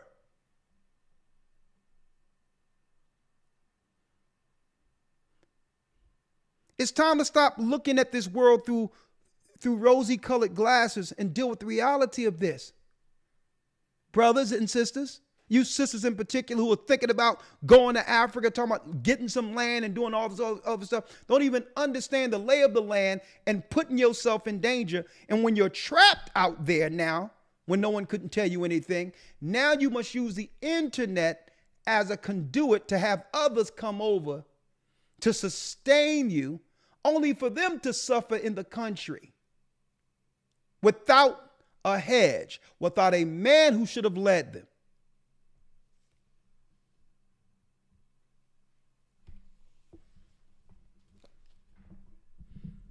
So yeah, sisters should be protected at all costs. At all costs, they should be protected, elder lawyer.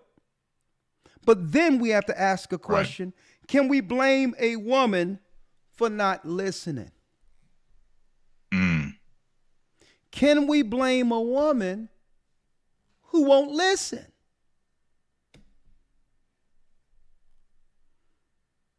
Somehow, it have to come to a point where some clear, defined boundaries are set. Because now we're at a time, I'm telling you folks, it's something going on in the earth.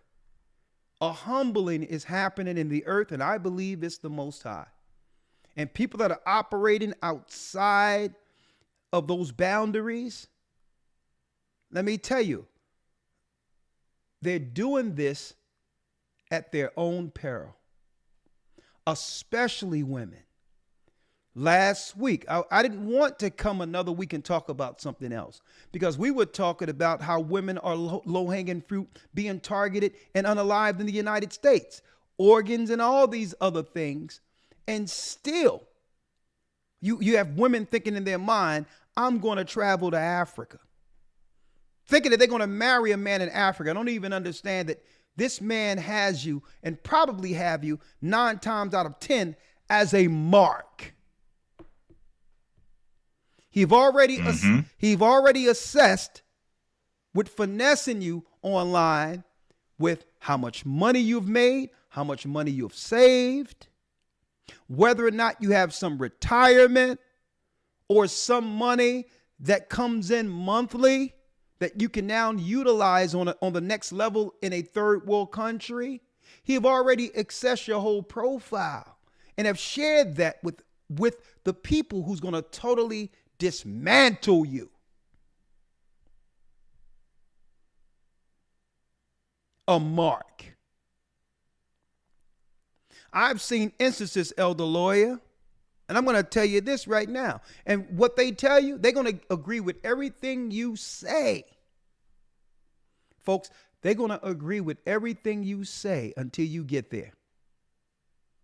And that's why that sister said the devil came out. Because once you're there, you're totally exposed within an environment that you have no understanding of the lay. The lay of the land isn't, you're totally at the behest of this person. Vulnerable with no protection. And let me tell you, folks, I know a situation when I was overseas, when I was living in the Greek islands, where there was one older woman. She was a white woman.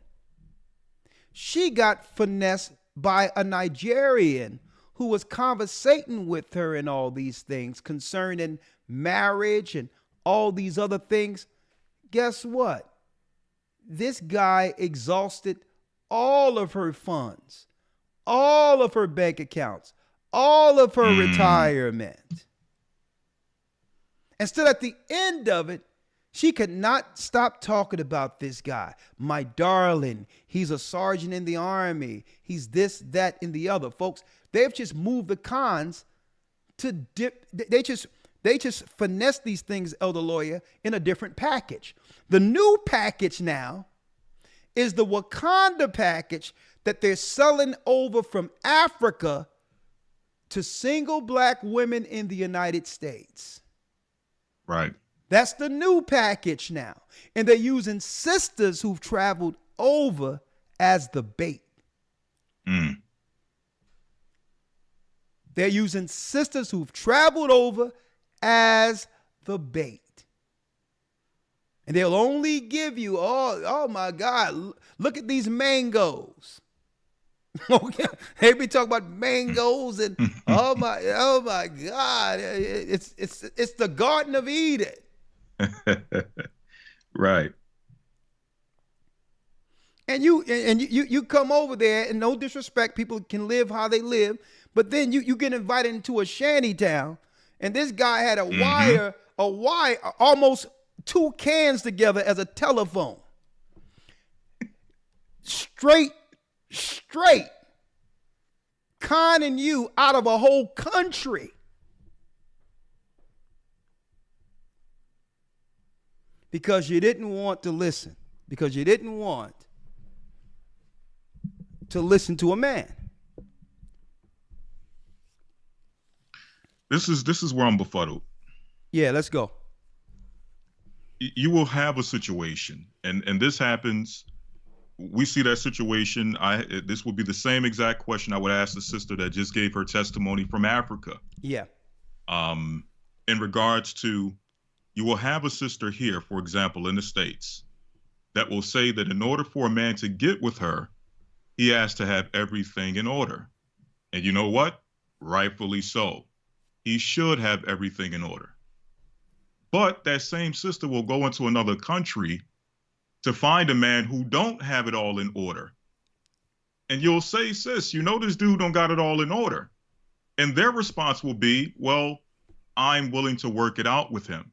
And my question is, if that's the case, if you can travel to another country and work it out with somebody who don't have 2 nickels to rub together, why can't you do the same exact thing here in the States with a brother from the States in familiar territory? Good question. And what would be her answer? Because you know what? You know why they push back? Because they don't want you to get in the way of the fantasy, the idea of what an African man is. Right. Not ever being there. Right? It's almost like they convince themselves into this escape. Like there's an escape somewhere that's going to change my whole life when it comes to relationships. Right. When no, you may be going into another level of struggle that you thought you would never, that could never exist in your life. I'm gonna tell you. And not taking that precaution, what they're doing is leaving without a hedge. And some people, Elder Lawyer, would come out and say, well, this is what you do, and how can you trump God, right? They're coming to this thing right. where God showed me a long time ago that, you know, that my toes would seep in the sands at the Nigerian waters. I've seen this in a dream, right? You know what I mean? My hands going down and the soil coming through my fingers. God want me to go to Africa. So listen, Right. I'm a servant, I'm a teacher, right? If God told you something, hey, I can't stop you from doing that. But I believe they ignore when God says, do everything in decency and in order. Right. What God would send you into a place with predators to be destroyed without a hedge. What God would do this for a woman or tell you to do this? So when you say, God, what am I to do? All I can say is, listen, all due respect. If you make some moves out there on your own without any protection, if you don't have a man, the Most High put elders in place, teachers in place to guide you. Now, if you don't want to do that, then make sure that you're not used as bait to convince other young women to follow your abstinence, or I would call your straight defiant spirit. Okay? Understand, if you're not going to do it without a man guiding you, don't bring other sisters into it where you're seeking to help destroy them too. There's some sisters out here who respect guidance from men. And that's my take on it, because I know that they have totally reworked the con game. And the new con game is telling sisters to come and get the Wakanda package from Africa. And when you go there, they're going to shake you from your ankles. The abuse thing is out there, and you'll be lucky to escape with your life. And that's the reality. Folks, right. Elder, I'm going to tell you, they got people out there talking about, yeah, you can get some land and all of that. They'll finesse you and have you put your money into some land, and then they're the owners of it now. Oh, we forgot to tell you, there's an African rule here that you must be an African citizen on the deed to actually have property here. But they didn't tell you that when you was getting your money ready to purchase land. Now you got old Rollo from Gambia as part ownership of your house. And he probably have 3-4 other women he ain't tell you about. Listen, baby, don't worry about it. We're about to hit the lottery. I got a woman who's ready to put me on the deed for all this property. Right. And guess what? Their women would be down with it. Mm-hmm. It's a come up. Like, you got a new house for us? Yeah, I had this woman on the hook for at least a month or two now. She got this amount of money, that amount of money. There's no man in sight. She would even talk to her children. And she's coming over here to receive the Wakanda package.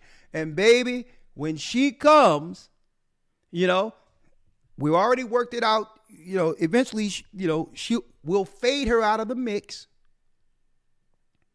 And now we can have our dream home. I'm going to tell you this right now. And they'll sell sisters. They'll say, listen, oh, yeah, I got many people. Let me tell you, the scams are real. So the question is, can we blame women for not listening? Let's go back to that hedge, and then I'm going to open up the lines. We have an early broadcast tonight. I started at 5 something on purpose. Elder Lawyer, is there anything you'd like to say? No, sir. Let's go straight to the calls. Okay, before we go to the calls, let's go to Wisdom of Solomon, where it talks about where no hedge is again. Right? And Ecclesiasticus.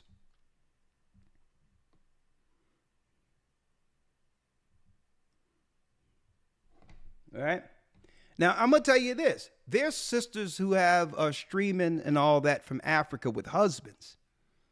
They got husbands over there. And folks, the women who are over in Africa who have husbands are struggling too. And they have husbands. But at least they had sense enough to not go alone. Okay? Let me tell you, folks, there'll be no investigation to figure out what happened to you. There'll be no investigation at all. Let's get it real quick, Elder Lawyer, if you will. And I want some sisters to come in and some brothers to come in. And I want to show this. You have these other nations going into Africa, treating these sisters like just bad in the midst of the village, and none of the men of the village are doing anything. And these are the sisters who were born in the land of Africa, in one of those countries. They come through and treat our sisters like anything over there without consequence. And you think our sisters can go over there and get the protection that even the sisters on the land isn't getting? Right? So I must put this out there because let me tell you, folks, the con is real. They're doing this. They done moved off of that, I'm a barrister and I'm a barrister in Ghana and, just send me $500 so that can unlock the $3 million that I can send you. They done got off of that con game. Right. Right? He's sitting there with a pair of sandals on, twirling his toes, talking about he's a barrister. And, hitting in a sweatshop, right? Sitting there eating a sandwich talking about, listen, just send me $1,500 so it can unlock this $3 million that I can send to you. Let me tell you, they have way more sophisticated cons now. Okay? And this black single woman coming to Wakanda is the new con. Chapter and verse, Elder Lawyer. Yes, sir. Sirach 36 and 25. Yes, let me get it real quick. Let me tell you, Elder Lawyer, hey, I have to admit, all right, they got me too. So I'm not above getting swindled, right? They got me too, Elder Lawyer. I don't know if I told you about this. While I was overseas, we were looking into some French bulldogs, right? Yeah, did I tell you about that one? No, sir. I probably was ashamed to tell you about that. Yeah, I never heard this one. Man, I'm sitting there looking at the French bulldogs, the little puppies and all this, a whole page. And it was this beautiful girl, French bulldog, with a brown patch, white and all this. So I'm like, man, maybe I can just get me one of these dogs, just something, something to train or whatever. Man, I contact the people. And they had the full page, look professional and all of that. And it was like, well, okay, these dogs are expensive, whatever the case is, interacting with me through email and say, well, listen, you have to Western Union a down payment of $500 to show your solidarity because there's many people looking at this same dog. Guess what I did, Elder Lawyer? I'm ashamed of it. I'm going to tell you the truth. I went and got that Western Union and got that $500 sent, and I'm looking back for a response. Right?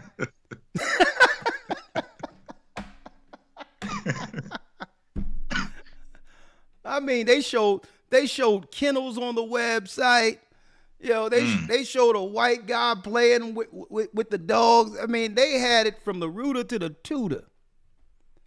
And I'm like, boy, I'm like, you know what? It's my brothers over there. I'm sure they could use the money. You know, okay, they got me, but never again. Yeah, they got me on that. But hey, and you know, but I'll tell you, sisters have to watch out for the Wakanda package. I mean, they're going to send you, I mean, not only that, they're going to send you a man, right? They're going to send you a man or a picture of a man greased up looking like Morris Chestnut in his prime. Right. Right?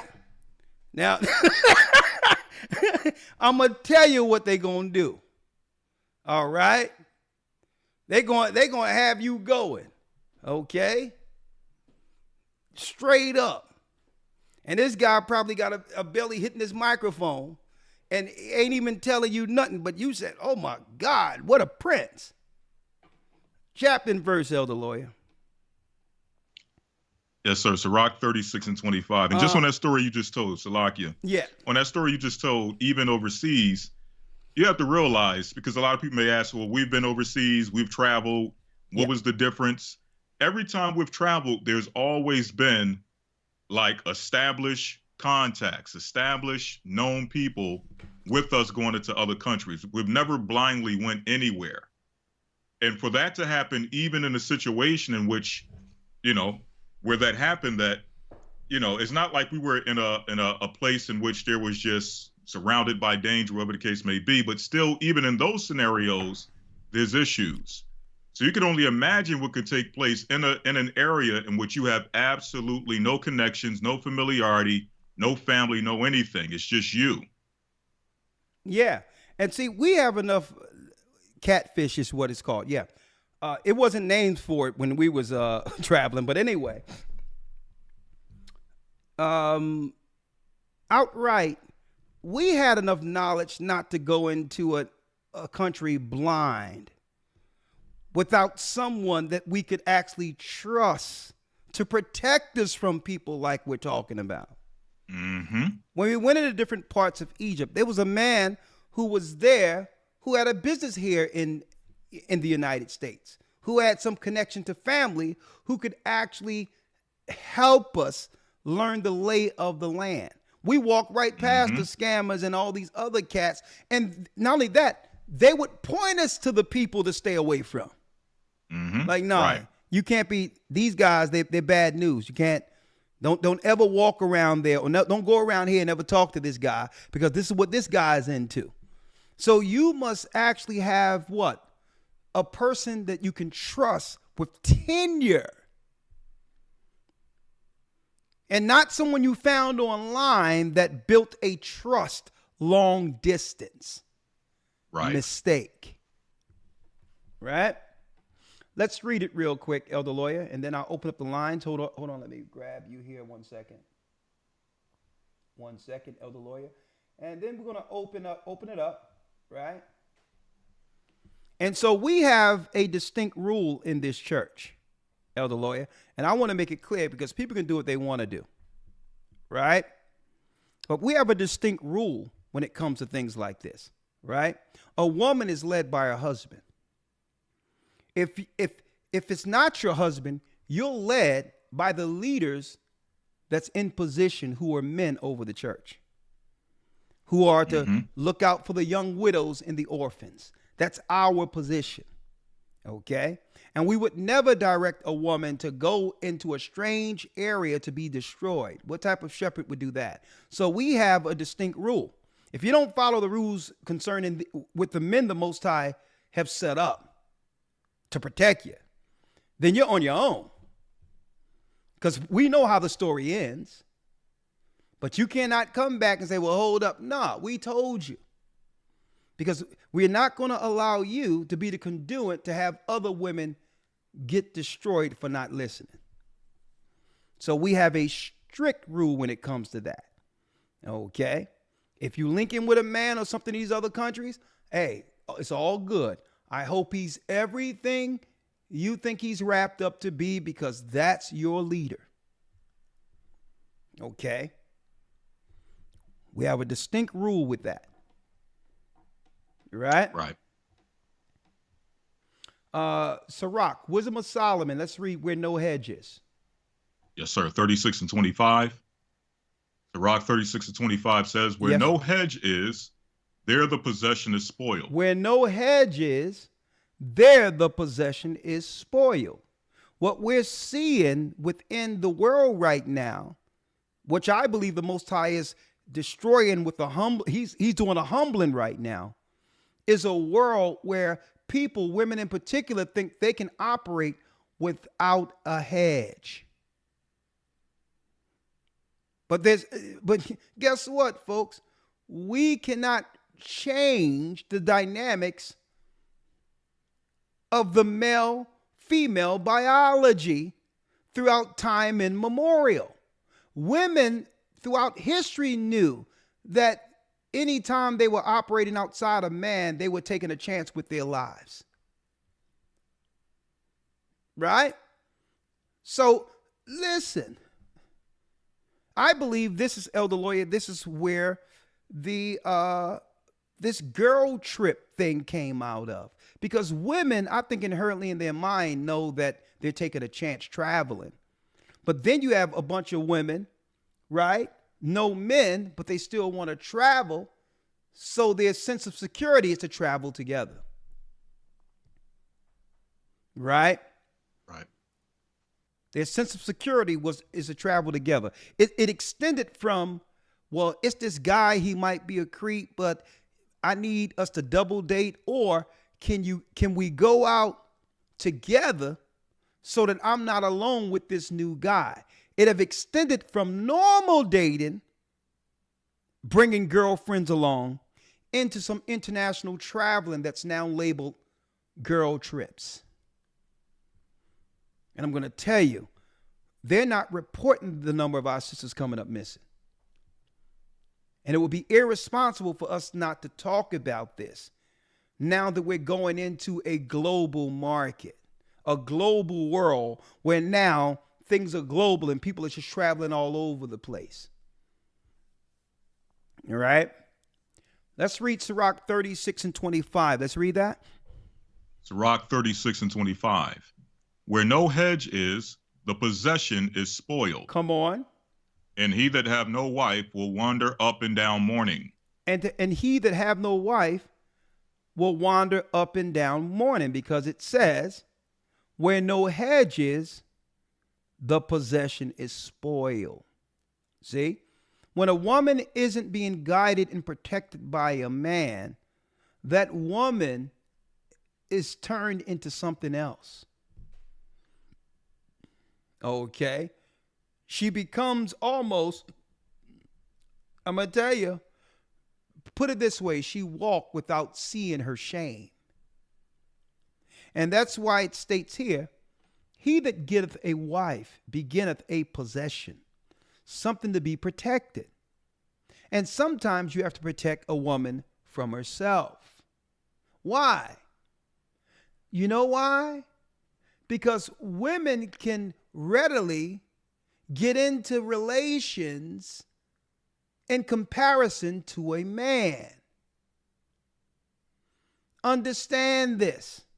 Women are hit on, regularly, strictly from the carnal standpoint. So her opportunity to fall into, sin exponentially outnumber the opportunities it would be for a man. See? And this is why it says you must do what? He that getteth a wife beginneth a possession, and a help like unto himself, a pillar of rest, and where no hedge is.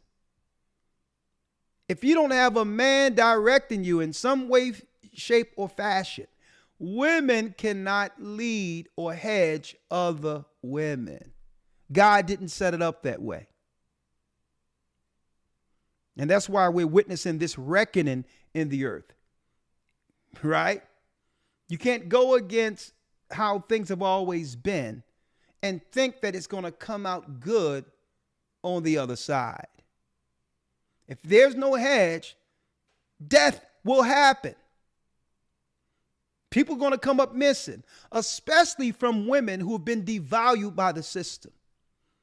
And if you're devalued, not too many people will investigate your disappearance. And I'm not saying this to put fear in you. It's just the reality that this is a cold, unforgiving world. Okay? And Elder, whatever happened to that conversation we had coming up, the parents had with us? And I don't know if you remember this conversation. They used to have this even on TV.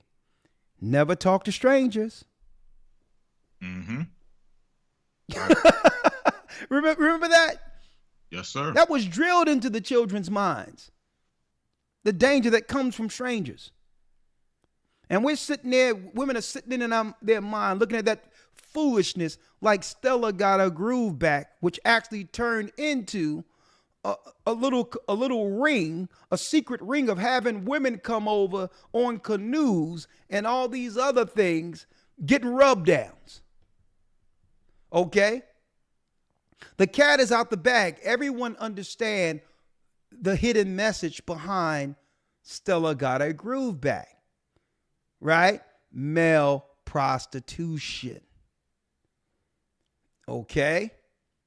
Everyone understands this. They try to dress it up with a movie, but really it's an underground scenario that everyone knows about when people go to Jamaica and get on the bamboo rafts.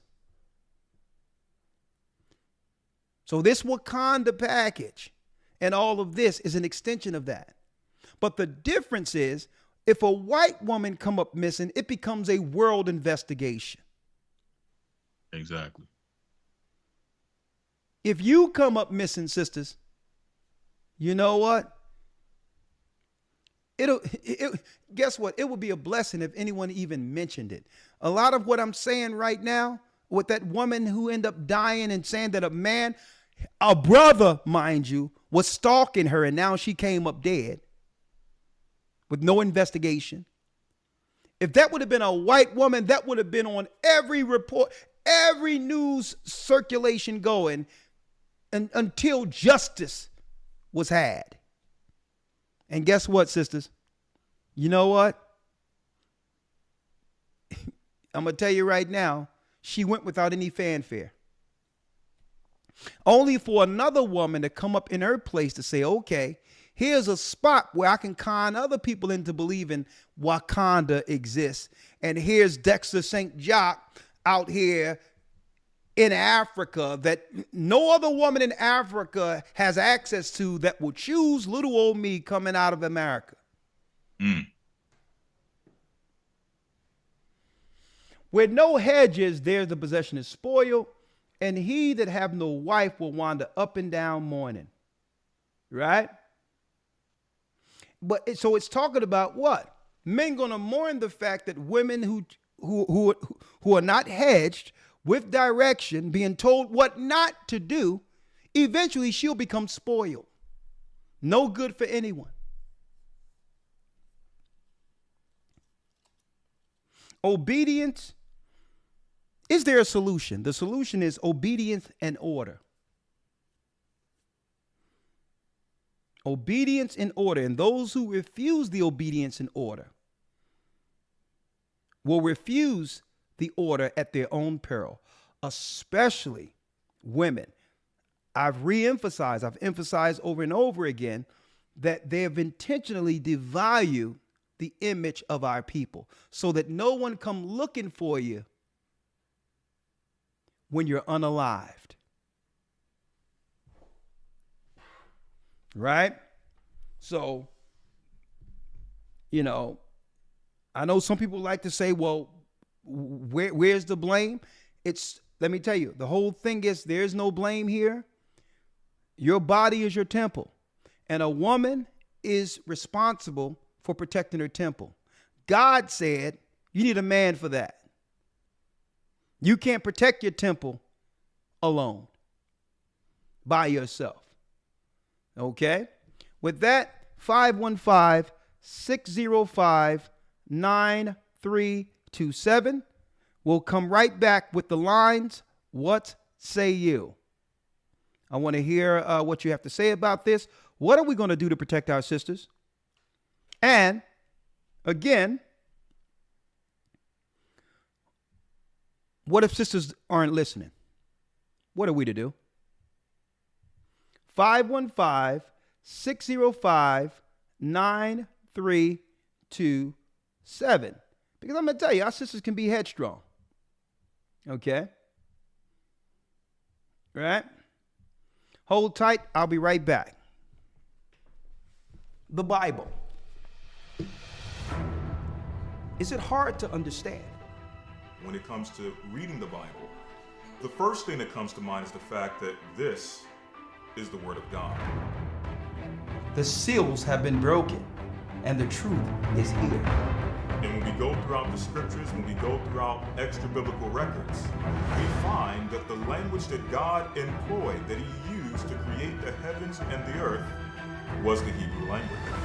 Christ said, I came for the lost sheep of the house of Israel. But yet no one, no religious leader, no religious church out there anywhere can now identify the 12 tribes of Israel. Can we? God is quite simple, but it seems as if man makes understanding Him hard. What are those mysteries? The truth of your book. And the truth will make you free. The Hebrew and Bible Academy. You're invited.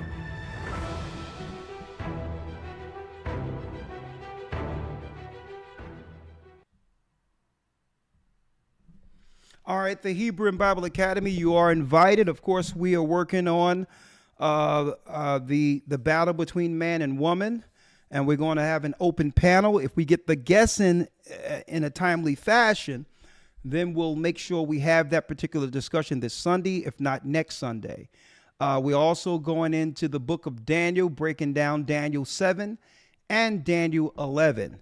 And what we're going to be talking about in particular very soon, whether it be this week or next week, depending on whether or not we get the guests for the roundtable discussion in time, we're going to be talking about the desolation that was prophesied, the fall of Jerusalem that would lead to them coming after the children of Israel throughout the four corners of the earth. And I would like to mention, they're rearing up all the armies in the earth. Africa will be the final battleground before our people are in the wilderness. Stay tuned. Get in this academy. It's not like any other Bible experience on earth. We guarantee it. All right. All right. So let me go here and dial in, actually. 1 second.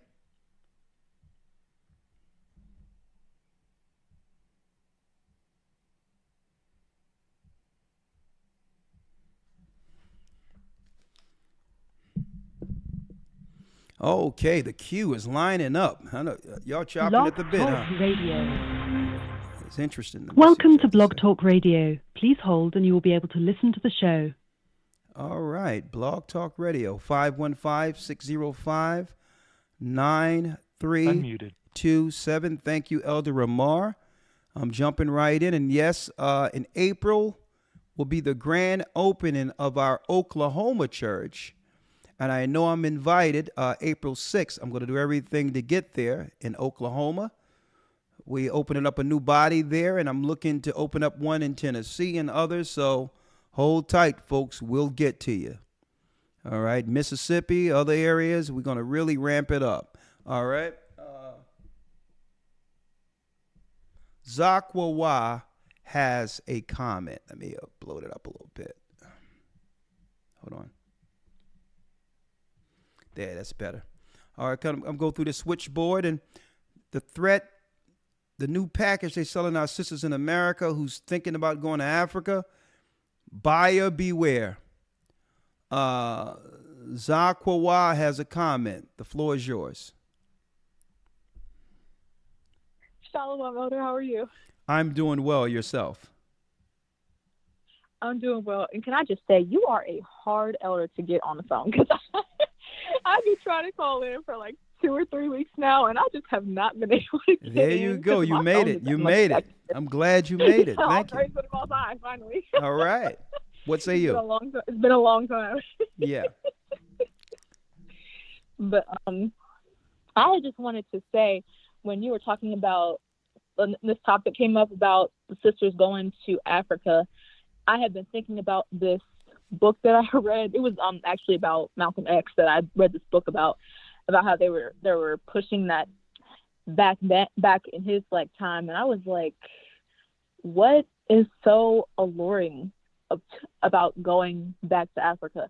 Now, I know we have that knowledge that that's not our true home, but just from what I've heard and what you all have talked about, the people over there don't even really care for us like that. They want us to stay over here. And when we're talking about the spirituality thing, and sisters who are being in spirituality wanting to get back into that, getting into their roots and all that stuff, I have noticed that more people have been talking about that spirituality, wanting to go back to their homeland and things like that. And it's just been a really weird thing that people have been I'm trying to think, what's the word I'm looking for? It's been a really weird thing that people have been wanting to do. And I was actually just having a conversation about that with somebody yesterday. So I was like, wow, this lesson was right on time. Well, sister, anything else? Because I got a scripture that's going to put a foot in it based on why our people, sisters in particular, and others have fantasized Africa. What in the spirit is calling them, right? And I believe that their desires to have a place in others is spiritually rooted, but has been misdirected. Mm-hmm. Right? I think the world powers have initially set things in place to have us look at Africa as the new heaven, right? So that we don't direct our sights on where we should be focusing. Let me read this real quick. I'm going to read this for you. Real quick here. It's in the book of Hebrews. Now check this out. This is profound. Behind what you're talking about. In the book of Hebrews 11, right? It talks about the faith of the righteous, right? It starts off in the 8th verse when it says, by faith, Abraham, when he was called to go out into a place where he should after receive for an inheritance, obeyed, and he went, not knowing whither he went. By faith, he sojourned in the land of promise, as in a strange country, dwelling in tabernacles with our forefathers, Isaac and Jacob, the heirs with him of the same promise. For he looked for a city which hath foundations, whose builder and maker is God. Through faith also Sarah herself received strength to conceive seed, and was delivered of a child when she was past age, because she judged him faithful who had promised. Listen to this. Therefore sprang there even of one of him as good as dead, so many as the stars of the sky of multitude, and as the sand which is by the seashore, innumerable. These all died in faith, not having received the promises, but having seen them afar off, and were persuaded of them, and embraced them, and confessed that they were strangers and pilgrims on the earth. So our forefathers understood that we were what? A people without a home, and had hope for a better place. But listen to this. 14. For they that say such things declare plainly that they seek a country. And our people, the lost sheep, has the same desire, but have been redirected to Africa. and believing that it's satisfied, that thought of actually having a home is satisfied by going there. When the people in Africa are pilgrims without a home. For they that say such things declare plainly that they seek a country. And listen to this. Here's the cherry on the top. And truly, if they had been mindful of the country from whence they came out, they might have had an opportunity to have returned. But they're not telling us we came from Israel. See? They have intentionally misdirected us into believing the motherland is Africa. And this is why our sisters and all that are fantasizing the motherland, because they don't know that the people in Africa is still desiring the land that was shown to our forefathers. And that's not even home to them. What say you? Yeah, I think you're right. And just hearing that there's so many people that don't have a home, and that just, you're right, it solidifies that we are lost, and that misdirection that we have has really pushed a lot of people away. And I also see, but sister, let me tell you this. Let me say this. I'm gonna let you say your last piece. But it's in their spirit to actually connect themselves with a home. So they know something is lost there. The only issue is they won't accept the fact that the Bible directs our sights on where home should be. The majority of these people who are Wakanda strucken with Africa renounces the Bible or don't believe in it altogether. And it's the only place that can satisfy what they're trying to get out of Africa. Right? The understanding of, to get this land, we must come back to an order amongst ourselves in the lands we were scattered. What they're looking for, you can't find on earth. It's the satisfaction of understanding how did we get here. According to the prophecies, is the only peace any of us can receive. Me finding out I was Israel, I didn't need to go to Israel to appreciate that. But now that I know I'm Israel, I have a desire to one day see the land that was promised to our fathers upon the coming of our Lord and Savior. Right? Therefore, I don't have to make my own promised land. It's coming, but it comes through order and obedience. Okay? Go ahead, sister. I'm sorry. Sir. I'm gonna let you say what you have to say there. Go on. No, that's all right. I'm like appreciating the notification that you're bringing out. It's amazing. But, that makes me want to ask you a question.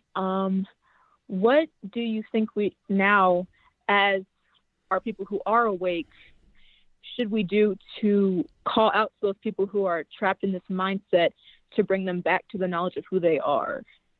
Get behind a ministry and let the ministers do what they do.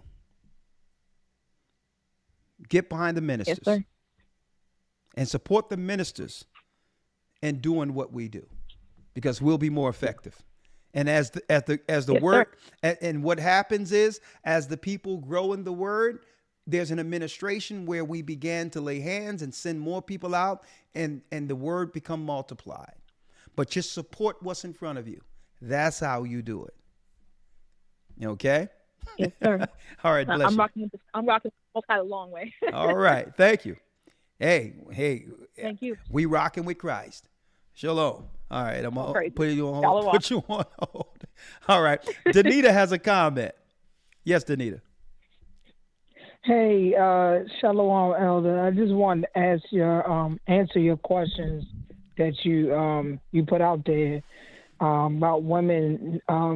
Should they travel without a hedge? And that's a definite no. We see and then you spoke on it's using the scriptures that a woman that without a hedge, she is spoiled. So that's the same thing as saying damaged goods. Yeah. She's no good for anybody. So at the end of the day, unfortunately, unfortunately, you know, a sister should always travel with somebody that has the strength and the wisdom of that area that they're traveling to, and always go somewhere with some knowledge and understanding, and even have somebody that's in that country that knows what, you know, what's what. Like y'all had that privilege of being blessed with when you were in the different countries pivoting at that time to, you know, to do the Most High's will. And secondly, I wanted to say that because we mentioned catfish, but that these people that are these con artists, and we look at it as con artists, but to them it's a job. It's an everyday 9 to 5, 24/7 job, and they don't get attached to us as women or men or whoever they're conning because it's a job. It's for them to succeed and for you to lose in any means necessary.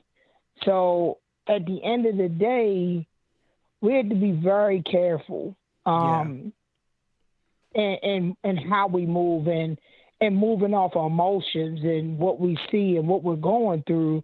Like, oh, I can go home. You don't know that place. Yeah. You don't know those people, and they see you coming with gold, with silver, with whatever you got. They see you coming, and I just yield with that. Well, sister, I'm glad you're bringing this out. Here's the reality. We have to get out of this fantasy view of Africa in particular, right? That's number one. And I'm putting it out there. Is because we're setting ourselves up for disappointment. Here's the reality of the matter. The Bible says in Ezekiel 33:15, if the wicked restore the pledge and give again that he had robbed and walk in the statutes of life, he shall live. So we can't ignore, even though, let me tell you, I have love for my brothers and sisters. We have churches in Africa, but I'm not going to ignore the governments of Africa who compromised their morality, knowing who we were, and sold us for dead.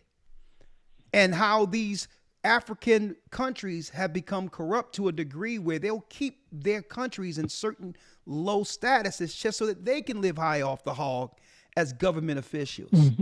So I'm not going to ignore that element that's amongst our people, that destructive element that God himself will destroy. And I can love our people, but still understand that the people in position that have aligned themselves with the European governments have become a greater enemy than the European structure we're talking about. And I'm going to tell you this, that's the piece that our people ignore. We look, and you know, it's good to hope, but not to a degree where it becomes damning and threatening to our lives. I can appreciate going into Africa and its value and the history that comes from it, but understand that the threat that exists also. So I'm not going to listen. If I was going to talk about repairing things, I would have to also talk about the governments who left us for dead. Right? Yep. So here it is. I'm not going to blame them for none of that because I know it's part of the curses for disobedience. But to believe that same evil operation that led to them selling us as cattle no longer exists would be me denying the inevitable. The stench of the leaders that have sold out our people is still there, and it's inherent, and it still exists to the degree where they won't even allow their own governments, countries to advance due to their own selfish greed.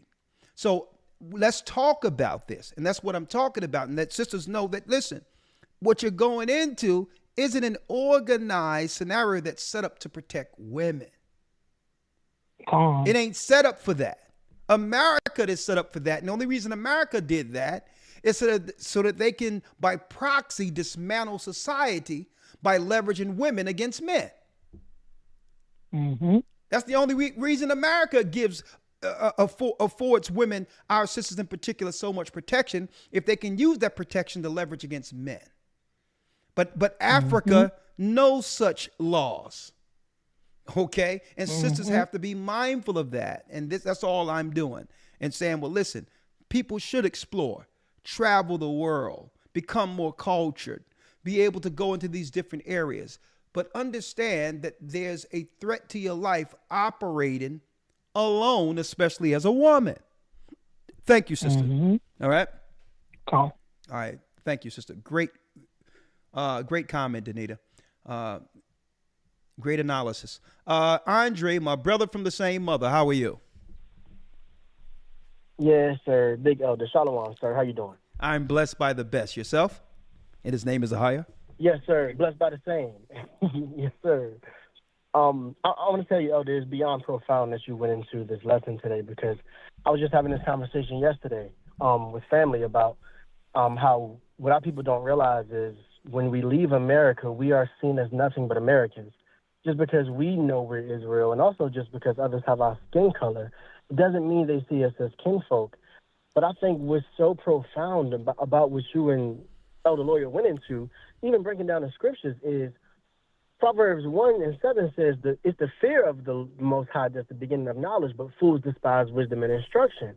And I think about the level of rebellion that you kind of went into, that somebody has to be in, just completely rebel and go chase a fantasy.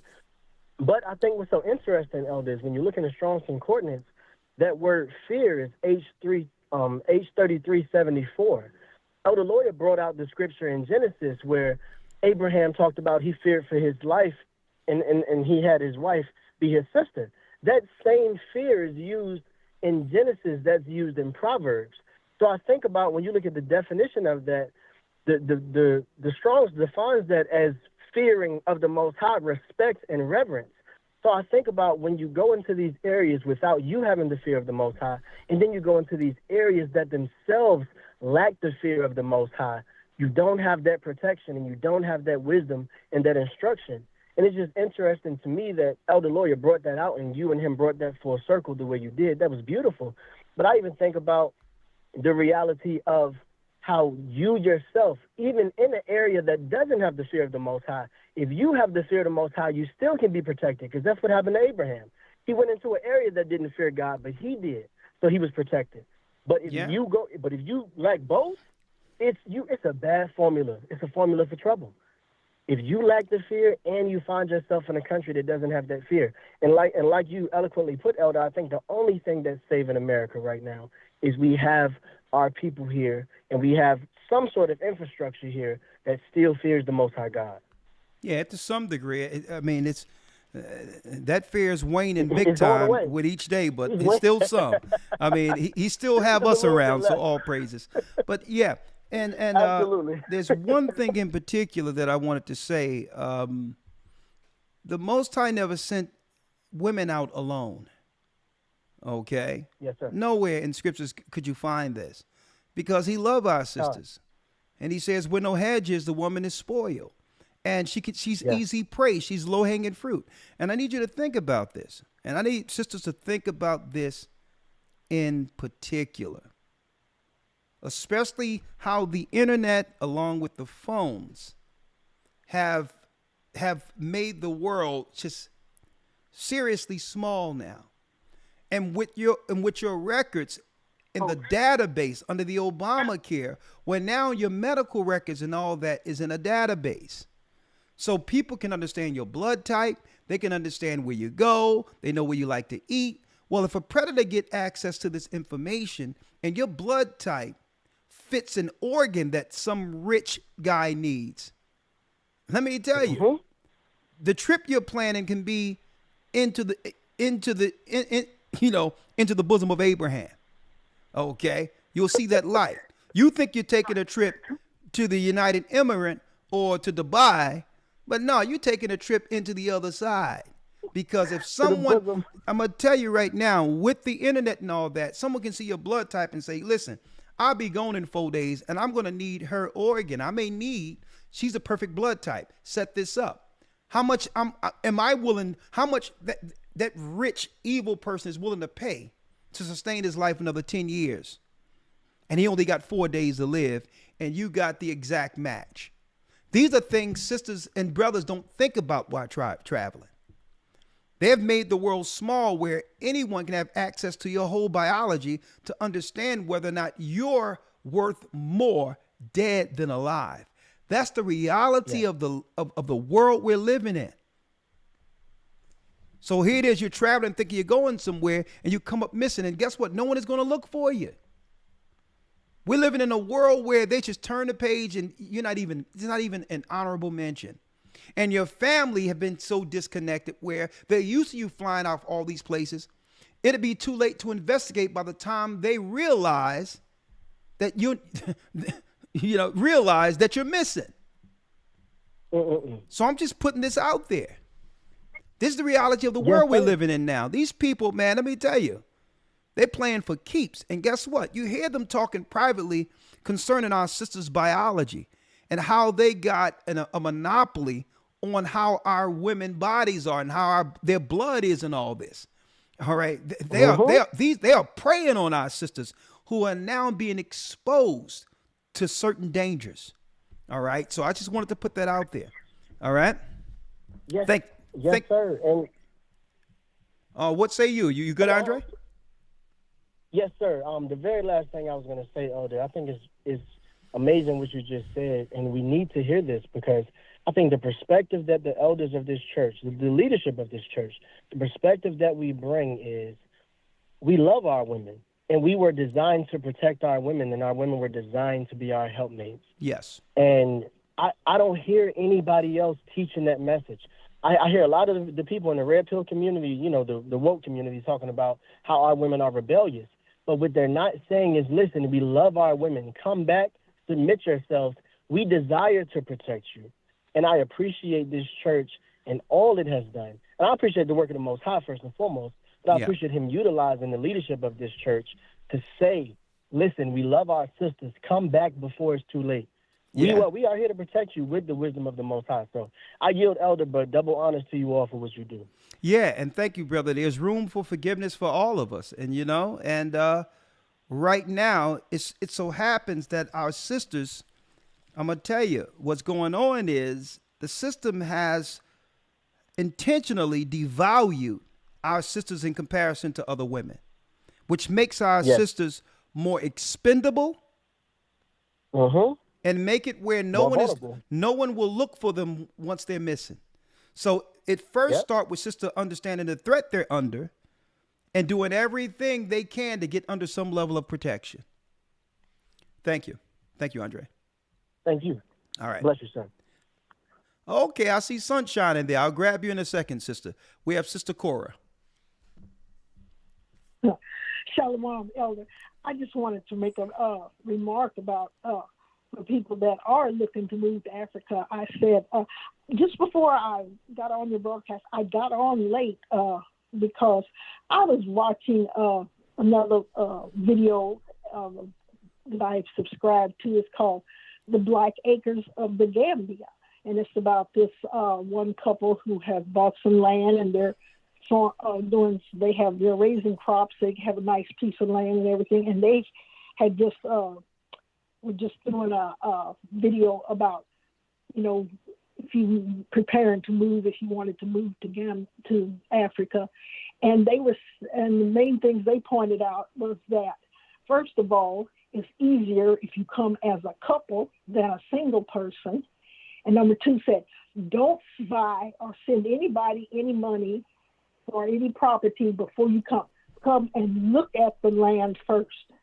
And the other thing they had mentioned was to deal with the owner, buy directly from the owner.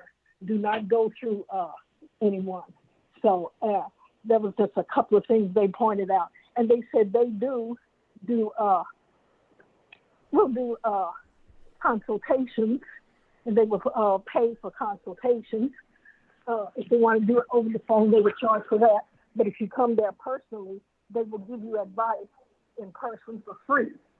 That was in the Black Acres of the Gambia. Okay. That's when we're all right. Okay. So now let me break this down to you. All right. And, you know, I'm not going to knock their hustle, but I'm going to give you a perspective you probably never even looked at. Right? Okay. We live in a time where refuge, right? Where refuge will become a necessity. Right? Why would someone publicly online put out their private land for public consumption if security is what they were really driven to do? Why would they do that? Why would they market their refuge? Does that sound wise to you? I don't think they are like putting their land out there. I mean, they welcome visitors. No, I'm going to ask you again. When it comes to their locations and how they're operating on their land, they're putting out their private land that belongs to them for public marketing to actually sell a package to people. Do you think in the time we're living in, that's smart? Well, I don't see it as, I mean, they're living on the land, but they're willing to You don't get it. give advice. No, you don't get it. The reason, sister, I'm trying to let you know why they giving advice. I'm telling you why they giving advice, and all due respect to their hustle. When you go into another country, you cannot readily, sister, survive without some level of income coming in within that particular. Sister, why when you get on the phone, there's all these background things going on when I'm talking? I didn't hear none of that when you were talking. The little dog coming in. Come in here, Kendra. Yeah. And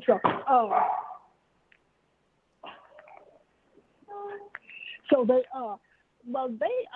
Okay, I was still talking though. I need the same quiet in the background you have when you're talking. Is that possible? Okay, let me go somewhere else where I can get away from the dog. And well. Okay, I was talking. Are you listening? Okay, I'm not here for you to sell me their Wakanda package. I'm giving you some insight to how what they're doing could be dangerous. Okay? The whole deal is this. No one in a time of refuge is going to put out their property on public, let everybody know what they're doing, that have any good sense. The only reason they're doing this, sister, is because it's a financial package through consultation that they can pay to be able to make money without any high maintenance by talking to people, getting American dollars to sustain them in Africa. And that's okay. That's their hustle. But that's but that's not going to help the sisters who may go over there and not have the same opportunity they might have. See, they're doing it because they have to do it to sustain, because they need American dollars. You can't go into these countries and actually build a business because what? There's other people on the land who seeking to build businesses and do all that, and they prefer their people first. So the only way our people can survive if they have something that can actually be enticing to American dollars. So that's what that is. Okay. You understand? They're doing that as a way of surviving, getting American dollars infused into a country that they can live better in because the currency's better. It has nothing to do about giving you a Wakanda package so that you can have what they have. Okay? So I'm trying to let you know the part that you don't understand. Okay? And guess what? I respect what they're doing because they found a niche for themselves. But by doing this, they've exposed themselves in the future. Okay? But that's what you have to do to survive. Okay? They're not going to tell you about a guy that's going to follow you off of the plane and you might not make it to see Wakanda. Okay? That's why you and other women shouldn't be listening to them. You should be listening to a man who can direct you and protect you. Okay? Okay. Thank you. Yeah. Okay. All right. Okay. Lord have mercy. I hope I don't got to do another video and have a sister talking about a farm that she was walking on at first, and then it all turned sour. Woo! Lord, in the morning time, Lord, please help our people. Help them. Brandon has a comment and a question. Hey, I appreciate you. I'm a solid musician, right? I told you about I helped Mr. Stockton move his studio, right? Yes, sir. So it's like a while back. But I went to Monaco and the French Riviera. Okay. And when I got off the train, they were like, "Who are you? What do you do?" And "Who are you? What do you do?" is like, "Bro, you have some money, and we're gonna press you." I've been to Mykonos as well. Okay. You know what I'm saying? So it's like, I know what it is, but a lot of cats don't understand what that is. You're well traveled. I am well traveled. I was like, "I want to speak to your manager. I'm flying into Finland," and they were like, "No." I was like, "That's crazy," because it's like there's like the rules that happen in America aren't the rules that happen overseas, and exactly. That's what you're trying to over-communicate to the people. Exactly. You know what I mean? That's what I'm trying to say. Because what they're doing is they're trying to resolve what something will be according to their own experiences. And what I'm telling you, there's nothing that you have actually experienced in America that can prepare you for this place. There's no experiences that's right. in America that can prepare you. And I was like, no. Yeah, I'm trying to let the sister know. I didn't have any. No. I didn't have anything after no. No. I was like, I've never experienced. Let me tell you, Americans. Let me tell you, living in America, you've been spoiled. There's no Amazon Prime dropping off something within 24 hours in Gambia. You would be lucky to be able to get something that was sent to you from another country or another place through customs. Okay? And then you'll be overcharged hands over fist more than what the package costs to actually get it because someone's hustling American dollars from you. Listen, that's right. I'm trying to in Monaco, they were like, "Yo, you look like a ball player to me. So like, let's break bread." And I'm like, I don't have that bread. I don't have it. Yeah. But it's like, but they don't care anything about that. But until you don't know until you go. Man, listen.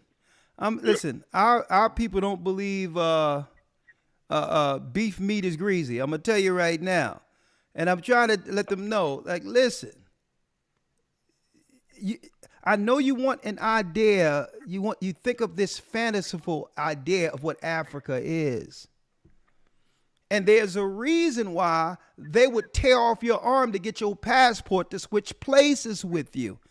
In most circumstances, I saw that because I was on tour, right, in London, and they disrespected this Nigerian man in front of his wife to the umpteenth level, and I was like, "This is crazy." Yeah. He's like, "No, that's my brother." I'm like, "No, you're just trying to hustle us," and I was like, "This is crazy." Yeah. I'm gonna tell you. And I wanted to defend him, but it's like they're not interested in that. Listen, they're not interested in that. They're like, "Yo, you're just a scammer," and I've even had one of my own personal family members who have been scammed for that. And my mom sent her like 5 racks. My aunt sent her 5 racks. Like, so they sent her about $30,000. Oh, what came with that? What came with that 30K? Nothing. Thank you. Nothing. They were marks. And Nothing. You know what? Hey, listen, brother, I try my best to warn these sisters, but they don't want to hear it. They listen to somebody on the farm, and they thinking, these people ain't going to let you on their farm. Okay? No, they're not. But they think that it's like, oh, no, like he's a prince. Listen, hey, check out this hustle. Hey, listen, I'm going to give you a consultation of what to look forward to if you get your farm. Okay? Here it is. Send me $200, and I'm going to talk about, you know, I'm going to talk about the corn I grew last week. I mean, are you kidding me? Is that all it takes? You're not wrong, but you owned it. You owned it, and my whole deal is like, do you remember when the Susu was at its prime, the height of it? You spoke to it, but you didn't address it in this manner. Yeah. You know what I'm saying? Because like you were like, yo, just like, this is foolishness. Let me tell you, You know what brother, I'm saying? the Back to Africa con is the gift that keeps on giving. I don't know how many times they've reworked that con. You know, the Back to Africa Wakanda, Well, like, the I'm Wakanda I'm not package. going to talk about it on this live because I don't want it to be demonetized. You know what I mean? I'm not going to talk about it on this live, but if you want to know, just call me. I'm gonna call, brother. I'm gonna call you up, and I'm gonna tell you right now, hey, elder lawyer, elder lawyer. You know, I just don't want it to be. I don't want to give away my location or who I know about why that is. But I know a lot about it. Hey, it reminds me of the Umar Johnson boy. This guy, boy, he done flipped that Wakanda. He done flipped that Wakanda package upside down and sideways. He put on that kente cloth with the Congo stick. They all bought in on it. Hey man, listen, here it is. He ain't no flies nowhere. He even got the little brush trying to get flies off him. Let me tell you, that African thing be rolling. It must be a spirit into how they can con people. Let me tell you what I can do. There is a spirit in that, elder. Yeah. Like, but you've already brought that out. But it's like, you know, it's like, if I could talk about Zeppo. Yeah. And I only know about Zeppo because of you, right? Yeah. You know what I'm saying? So it's like I'm like, and when I bring that out to the cool kids out here in Los Angeles. Yeah. You know. You could hear a mouse fart on a cotton ball. When you bring it out to who? What kids? What are you talking about? The preachers out here, like they don't want to.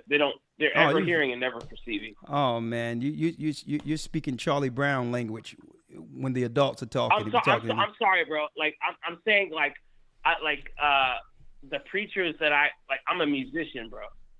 So it's like I'm around them all the time. Do you understand? And I'm trying not to give their location away and who they are. Okay. That's all I'm saying. All right. Well, brother, you already bring some good points. I'm going to be calling you up soon because we're going to make some music together, brother. I'm going to see how this goes. All right? Yeah. You already know. All right, my brother. Man. All Peace and love. Thank you so much. Bless you. Shalom. Shalom. Oh yeah, if y'all want to, y'all can jump into my garden package, right? Have a 30-minute consultation for $150 so I can show you how to trim hedges, all right, in Africa. Okay? Let's get it done. Yakara has a question.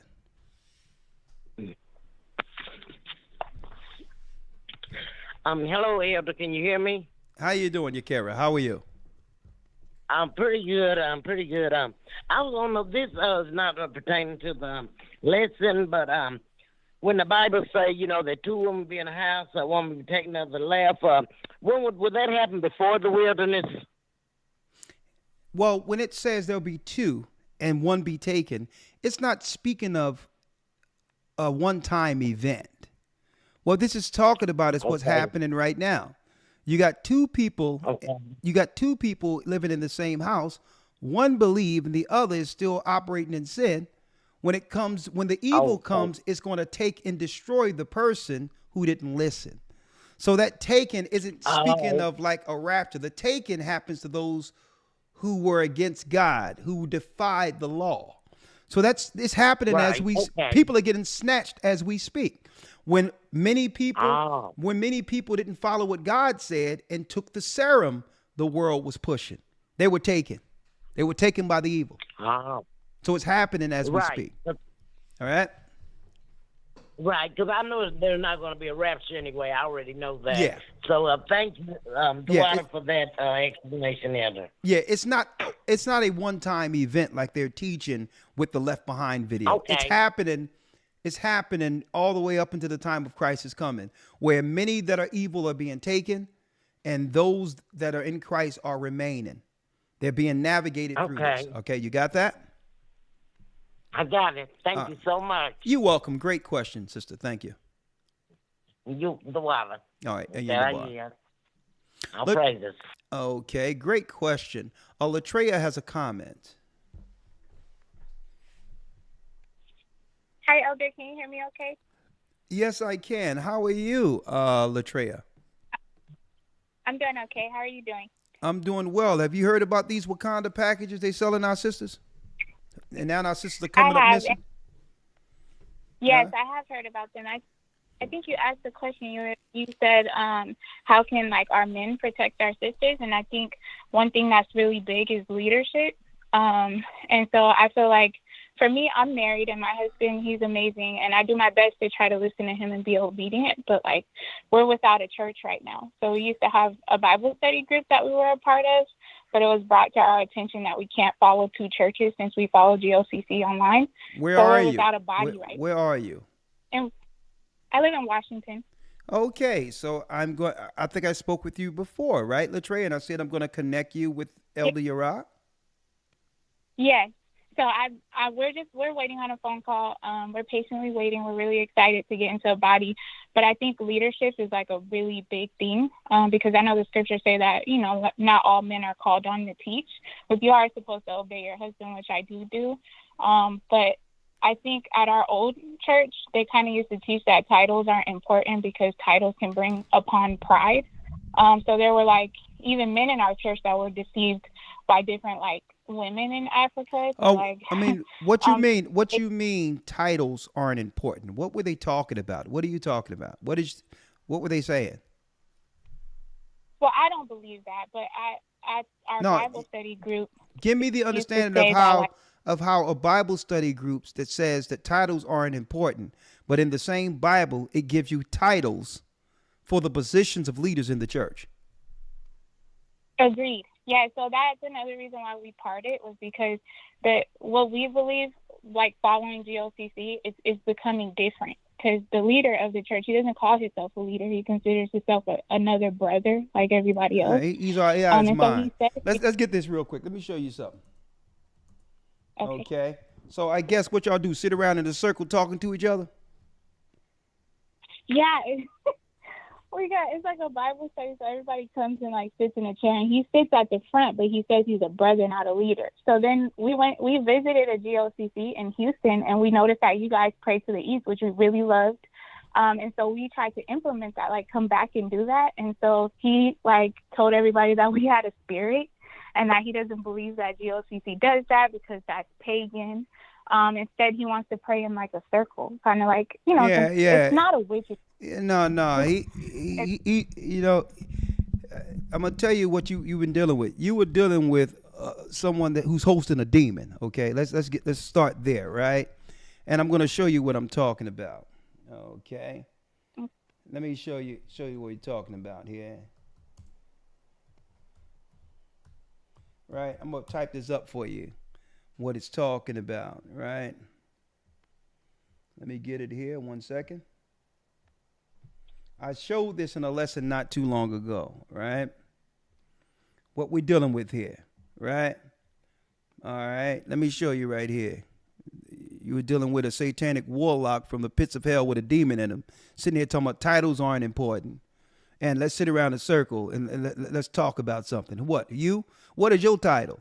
See, and this is what the Bible speaks of when it warns us of those who despise dominion. Someone who don't like titles don't like order. Okay, this is how Satan felt when his behind was kicked out of the heavens. Okay, oh no, we don't need that stuff like order and titles. Right? Matter of fact, sit around my circle. Okay, what is your title? Okay, the devil, that's what it is. Let me read this real quick so you can understand that the Most High had you escape the depths of hell, okay? Let's do this real quick. Okay. All right. We're gonna just jump right here, and I'm gonna show you how much the Most High love you. Okay? You was hanging out with Harry Potter, okay? let's talk about what's going on here. Let me show you what you were dealing with, okay? Harry Potter talking about, yeah, oh, you don't have to listen to GOCC. Sit around my circle, right? So that I can, so that we can so we can conjure up Beelzebub from the seventh part of hell, okay? You ain't no GOCC. I'm gonna show you where it's at, all right? Now let me show you something. Let me tell you, that church was a church of hell, okay? Let me show you what a magic circle is, right? This is what you was dealing with, all right? Magic circle. A magic circle is a circle of space marked out by practitioners of some branches of ritual magic, which they generally believe will contain energy and form a sacred space, or will provide them a form of magical protection, or both. Okay? And that's what's happening at the Vatican, in the middle of that, and the Kaaba. You sit around the circle, and because the Most High has His spirit in you, there's power in every individual. So if y'all can unite that power together under one spirit, one thought, one prayer, you open up a vortex or a gate from hell. And and this is how little friends come in and follow you home, okay? That's what's happening here, okay? And then stuff start breaking in your house. I'm like, what's going on? People start arguing and going back and forth. Yeah, you just open up the gates of hell, all right? So when a person sit and tell you, let's sit around a circle and let's share energy, okay? Let him, guess what? There will be an empty link to this circle, and that's me. Yeah. I'm the Hades out of here, okay? So, sister, you were sitting with the devil, but go on. What say you? I think what really resonated in this lesson with me was because the question that you asked, because I know there's one of the men at the Bible study group we do, he lost his paycheck to somebody, like, you know, like the scammers and stuff, like it was like through, I think it was somewhere in the Middle East. They scammed him out of his paycheck for like $2,000. And he would say stuff like, he was like, oh, well, I just think the Most High didn't want me to have it, like his paycheck, when he got a wife and a family. And I just thought, I was like, my question is, sister, let's relax for a second. Let's relax. I'm glad you got a husband, somebody to guide you here, because who's luring you into these circles? How did this guy find you? Oh, so he's from, originally he's from New Jersey, and he began dating my sister 10 years ago. And so he started a Bible. At first he just said it was a Bible study group. And then eventually he came up with a name for it. No, and then, sister, listen, I don't even want to listen. This guy is, listen, don't even mention this guy ever again. He's non-existent, okay?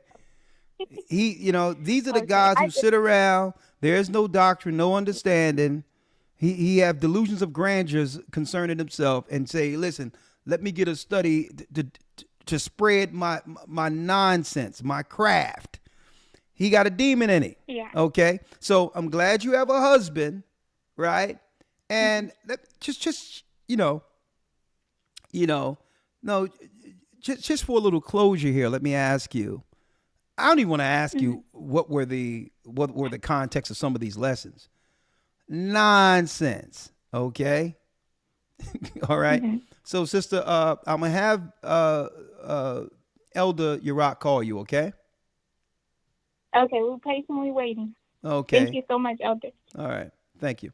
Where's the scripture where people are sitting around in circles looking at each other at a Bible study? Where do you see Christ, whom they call, incorrectly called Jesus? His name is Yeshua. All right. Where is him and the disciples sitting around in a circle of power? These are pagan rituals opening up gates. And you wonder why our communities are so destroyed and war-torn by demons. Talking about, yeah, we don't need no titles around here. Everybody can be their own title. It sounds like the devil to me. No order. Shanice has a comment. Shalom. Shalom. And then we wanted to understand real quick out there, as we're getting back on course, can we blame women for not listening? And no one answered that question. They don't listen. Should they be called out for not listening? And if they suffer the consequences, listen, if they suffer the consequences for not listening, can they then begin to blame men for not protecting them? See where we're going at here? Because it always comes down to men. We're out here because men aren't protecting us. When I'm hearing about women traveling alone against advice into Africa, getting unalived. Go ahead. What say you, sister? Yes. So what I want to say on that, Elder, you're absolutely right. Because at one point I was thinking about that. I said, well, we're migrating over to Africa. And they were selling us this story from Umar, from citizenship in Ghana. But for some reason, I woke up, I had a dream one time, Elder. Right. And this is a dream. I don't tell everybody this dream, but I had a dream that they rounded as many of us from the United States into Africa. And then once they got enough of us over there, they rounded us up and put us in the shed and started killing us. So after that dream, I began to study Africa more. And it's so much information out here that we have to sort through it. We as sisters have to sort through it. We should not travel alone. We should not go to other countries not knowing what's going on in other countries. Through my research, I found out that in Ghana, there is still slavery right down the street for women. In Nigeria, they're cutting off women's heads for rituals. And they were, I remember in 2008, a brother had told me one time his wife had left him for a man in Nigeria. And he said that the sister didn't know that in Nigeria, they would throw acid on women's faces. And this was years ago, a brother told me that, and I took heed to what he was saying. But I began to start following channels that tell the real Africa and show you the things that the women are dealing with. Well, sister, let me be a little balanced here, because I would like to say there is a lot of good things in certain countries within Africa, like Zimbabwe and different areas, who have resisted the colonialism and all that others. But, you're talking about many countries in Africa, and that's what brothers and sisters don't understand. Like Gambia, there's a lot going on there. There's a circumstances where you can find yourself in the wrong circles, and you have some crazy looking witch doctor looking to circumcise you, right? A woman, not a man, a woman. They'll try to, you wake up, you're not going to need these parts. And like, you don't know this stuff exists. So what we're trying to do is say, well, listen, walk with caution, because the only example we have to be able to measure any country by is our existence in America. And that's why you have to be cautious when people are selling you all this stuff. Oh, I came here from Texas. I've been living here for 5 years and I got a garden. And no, so why ain't you gardening? Why are you online talking about Wakanda? Because you need this money to sustain yourself from the Americas, because the money isn't there. That's number one. That's right. That's the key thing. That's right. And they're not telling sisters that. They try to make it say, no, we just did this because we thought we would just try to give y'all some insight in case you may want to travel and do what we're doing. But guess what? You don't have to go to Africa to have a garden. If you're going to practice what you preach to have experience, if you one day and living in another country, then why don't you set up a garden in your area and produce some organic food where our people are being poisoned? So you don't got to go to Wakanda for that. If that's your real mission, to grow some food, then what's stopping you? There's dirt everywhere. That's right. But go on. That's right, Elder. I totally agree. That's what made me wake up too. I said, we're so busy running somewhere else. There are issues at hand right in front of us. And America is become like a cesspool its own self as being Babylon. And they know that we have the dollars over here, so we're preyed upon. And who else to prey upon is the women. Exactly. The women. It's easy to prey on the women. Exactly. And that's how many of our brothers and sisters have sold us this idea back to Africa. Well, we're here in America, and we need to get back to what we believe in America. Well, sister, that's what I believe. Well, sister, I'm with you, right? But one day, as we're pilgrims, one day we will leave. But the whole deal but the whole deal is, let's gain the experiences that transfer someplace else now. We don't gotta wait to Africa to grow some food. That's right. Right? So let's put these things into action now, so that when the opportunity affords itself, we already have the experience. And that's what I'm talking about. Yeah. Because if you go into a country, you just can't take a shovel and start throwing seeds down there. There's bureaucracy. There's red tape. There's other people trying to take what you have. It's a lot that can happen before you're actually cutting some cucumbers you grew. So the whole deal is, okay, let's get off of the fantasy trip that they're selling to keep themselves afloat.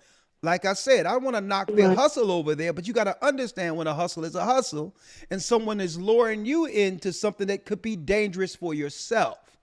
That's my point. Yeah. But go on. You have the last word before I get to the next call. In Africa too, there are other countries that are in conflict with one another too. They don't want certain people from other countries in their country. They prefer them to go back to their country. Sister, listen. Because that is their. I don't mean to. Let me get into that, because it's not just they may have vitriol against another adjoining country or another country. There's tribal wars and tribal infighting amongst themselves in a lot of these areas, where they can't even get along in Africa on some tribal kick. Now, and then all of them can agree that Americans, especially Black Americans, Judites, they don't know we're Judah, but they see us as entitled and as something different, as a different tribe. And therefore it gives these same people the what? The moral high ground to absolve themselves when they exploit us. They can now have a built-in excuse to say, well, listen, you're those privileged Americans who destroyed our economy anyway, so me taking a few bucks from you is just breaking even. And that's a perspective that's through and guess what? There's a lot of great people who don't think this way in these countries. But these aren't the people you're going to run into. You're going to run into the people who are seeking you out from the airport. And that's my point. That's my point. All right? Or on Facebook, yes, or on Facebook. Because in Gambia, the Chinese have taken over the fishing industry, so there's poverty over there. And they are big on scamming and, coming for people through Facebook for resources. Let me tell you, listen, sister, I have countless stories of sisters not listening to me, trying to convince them, hey, it's not what you think it is. Only to go over there with a bunch of money and go someplace, listening to these people lure them out, only to come back to America, right, with rabbit ears, which means the pockets were turned inside out with holes in it. And then they try to look, well, Elder, I'm like, nah. See, this is what happens when you don't listen.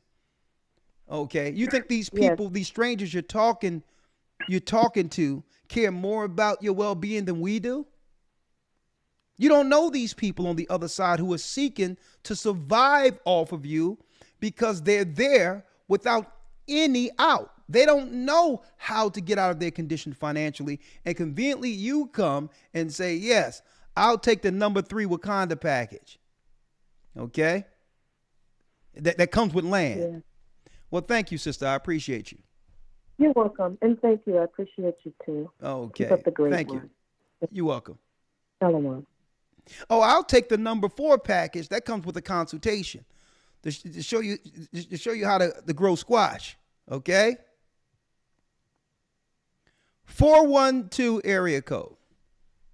Now I'm being a little facetious here, a little humor, but I think y'all get the gist, right? Mijama. Shalom. Mijama. Ma'ama. Miana. Mijama. Miana. That sounds like a song. I want a jama with you. Mijama. Miana. How you doing, sister? That's crazy. I'm doing good. How are you? That sounds like an African name. Mm-mm. Okay. What say you, Majama? I mean, you said what? The floor is yours. Oh, okay. So I wanted to answer your question, but before I answer your question, I wanted to get into a Bible verse, if that's okay. Someone said, so I'm sorry. High Main says the number 5 package that comes with a side of shea butter. Boy, I think I opened up a can of worms with this one. Hey, you can get the Wakanda package number 5 with a side of shea butter. I get, boy, I'm sure they're gonna get loose in the comments with their own packages, but I digress. Okay, you got the number 7 package on the Sabbath, right? This come with a pillow to rest, right? Oh my goodness, what say you? Go ahead, sister. Majama? Okay. Go ahead. The floor is yours. Sorry. Okay, so I wanted to go into Genesis chapter 3, verse 4 through 6. Okay. And why are you going here? I wanted to go here because it seems like a lot of our sisters is kind of following this pattern in ways. Okay. Because like they're looking at Africa like the outside of it instead of like what people are warning them. So it seems like instead of them receiving what people are warning them about, it seems like some of our women are just ignoring that fact. At least the one that warning is ignoring that fact and just going based off of the outwards or thinking that, well, maybe it won't be the same for me, you know? Instead of just listening. That's what it is. Because I believe that sisters, you know, I mean, of course, when you're looking at, you know, the negatives that have happened here, right? And some women, some of our sisters are looking to Africa as a fresh start, right? So they have an honest reason for wanting to go there, not realizing the danger. And that's the problem. You have other people who are seeking to exploit how many of our sisters are saying they need a fresh start. And it have turned into a hustle. As what? As the single scenario have increased in the United States, it have led to more opportunity for the scammers to prey on these single women. Why not just fix the problem to not be single? See? To humble ourselves. But we would rather think that there's an escape somewhere that doesn't exist. Right? And we're going to be talking about that in the roundtable discussion. But I see where you're going with Genesis 3, and that's a good one. And the serpent said 3 and 4 to the woman, ye shall not surely die. See? Always convincing the woman that their actions will not have grave consequence. For God do know that in the day you eat thereof, then your eyes shall be open and you shall be of gods, knowing good and evil. That's right. He don't want you to actually enjoy life. He's trying to keep something from you. And this curiosity is what destroys our sisters. It's the same game. The Wakanda package and selling Africa somewhere else is no different than when the serpent came to Eve and said, well, listen, just eat this and everything will turn out fine without your man.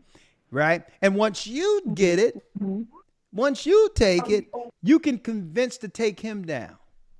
Perfect analogy, sister. Perfect point. Yes, and I also wanted to go into one of your questions. Yeah. You said, can we blame the women for not listening? Can we blame, can we blame women for not listening? And I'm talking about this in particular. Have there ever been a scenario in which, you know, within society where there have been wholesale, altogether blame on women for not listening? So yes, that is a great question. So I think that women, it needs to be a lot of like accountability. You need to, like, I feel like, you know, yes, women should be, you know, blamed for this. And now it's like our women are not being blamed for this. Hold up, sister. Let me answer this, because Florida native has a good point. We can't blame women, bro. Okay, all right. Well, I'll tell you what. The question, maybe he just popped in. Can we blame women for not listening to men? If a man is seeking to direct a woman and he's going against his wishes, can we blame the woman then? That's a better question. If she's been directed by a man on what to do and she decides to do contrary, is that the man's fault? Can we still blame the man for that? And maybe the person popped in and didn't understand, you know, didn't come in during the, as I did the monologue initially. It's not just blaming the woman to blame her. If she's been warned and still do what she want to do, can we then blame the woman? And what does that look like? Blaming the woman to a degree that she'll admit her fault and come under some level of protection. And I'm leaving that out there. What say you, sister? Go on. I'm not going to interrupt you no more. I'm sorry about that. That's fine. Yes, women are to be to blame if you have, you know, a man that is telling you don't do this, don't do that, because there's a lot of, you know, relationships where the women want to control. And that's the downfall. When women feel like they need to control, they set themselves up for failure because they don't listen to their men. But then when they don't listen to their men, then it's like, oh, well, we're going to blame the man because he didn't protect me. But he just warned you, you know? So it's like, you can't, you know, at the end of the day, we all have a choice. Like, everyone has a choice of what if they want to listen or not. So yes, we can blame the woman, because at the end of the day, she chose to disagree, or she chose, I don't want to say it like that, but she chose to not listen. You know, so it's like you can't make somebody listen. I mean, okay. I want to read this because someone says we can't blame Eve, right? Okay. Let's see if there was blame when she didn't listen. Right? Let's go straight to it. Right? Genesis 3:16. And unto the woman he said, I will greatly multiply thy sorrow in thy conception. And in sorrow thou shalt bring forth children. So this is what? A consequence for her actions. That now women go through great pain just to bring forth life. And thy desire shall be unto thy husband. I'm going to tweak your emotions where you'll need a protector. Something in you that letting you know that you can't make decisions like that. And this is why women make decisions through committee. Because the Most High didn't put it into them to be leaders and just stand on a decision. They must what? They must get some confirmation from a man that when it comes to decisions. And the Most High put that in a woman. Right? So he put that emotion in a woman to need a man. Okay? Now, I wouldn't say in particular it's casting blame, but it's letting you know there's consequences for not listening. And guess what? He didn't blame Adam, okay, for what she did. This was her own curse for disobeying God. He blamed Adam for what he did, for listening to the woman. Okay? So, and I'm going here because both have fault, right? But I'm going to tell you where things become unresolved. when we're pointing out the destructive nature that's going on in our neighborhoods and others, where you have women not listening, only to fall to peril, and then the blame start being shifted back to men. That's when it becomes secular without solution. When we have to be able to put it on women when it's women. And we have to be able to put it on men when it's men without pointing fingers. So that either side can come to a resolve and take accountability. That's the point. And I'm saying this because these women are being told not to go into these countries without protection. We're elders telling people this, that there's bad experiences. You got hustlers over there who's using your curiosity to hustle you. And we still have women coming in saying, well, no, it's not that way. There's farms and they showing us how to do this and how to do that. And it's the same thing. Women, there's some women that's going to do what they want to do, regardless of who's telling them, right? And that's what happened with Eve. You cannot blame Adam for Eve's choices. There's consequences that comes with this. And that's our point, and I'm glad you brought that out, sister. Yeah, and I also just wanted to make a short comment. It's definitely not helpful when we have a society that is pushing the agenda. Listen. First of all, people, get out of your feelings for a second, because if you listen to what I'm saying, there's accountability on all sides. Okay? And here's the reality. Eve sinned once, but we can't ignore the depths of that particular sin. The Bible doesn't ignore that. We can't say, well, oh, that's a regular mistake. That wasn't no one-off that we can just look at and say, oh, that's just a small little one thing. The Bible tells us that through that sin, we all die. So that's why it's continually mentioned, because why? We continually fall for the same thing over and over and over again. And it has to be mentioned, and the Bible has it as a reminder for women and men to be under order. That's why it's mentioned. Not to browbeat anyone, more so as an example to not fall to a curse for what? For disobeying order. That's why it's brought up. It should be mentioned, because we're living in a world now where sisters are going into areas and getting killed now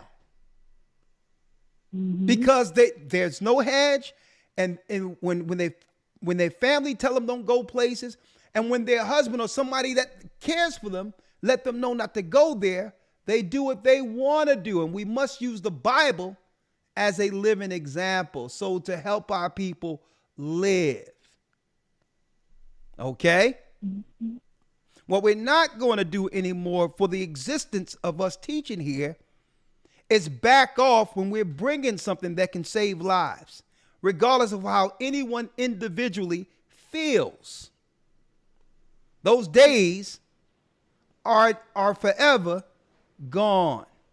If it's truth, then we must stand with truth. If it's wrong, you can argue it, but you're not going to argue how the truth makes you feel.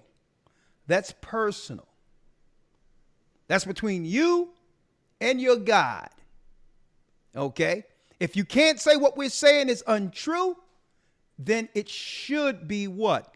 At least applied, whether you feel good about it or not. We're no longer compromising to make someone feel a certain type of way. That's how we've gotten here. Okay? What say you? Thank you, Majama. I appreciate you. All right? Yeah. All right. Yeah. Okay. And I just wish that some people could just come in and understand you're coming in the end of the program and you're hearing something in part without its full context. And hear the whole thing before you form some type of opinion on what this show was. You'll never find a more loving and understanding broadcast than what was laid out this evening. So go back to the beginning and see it all before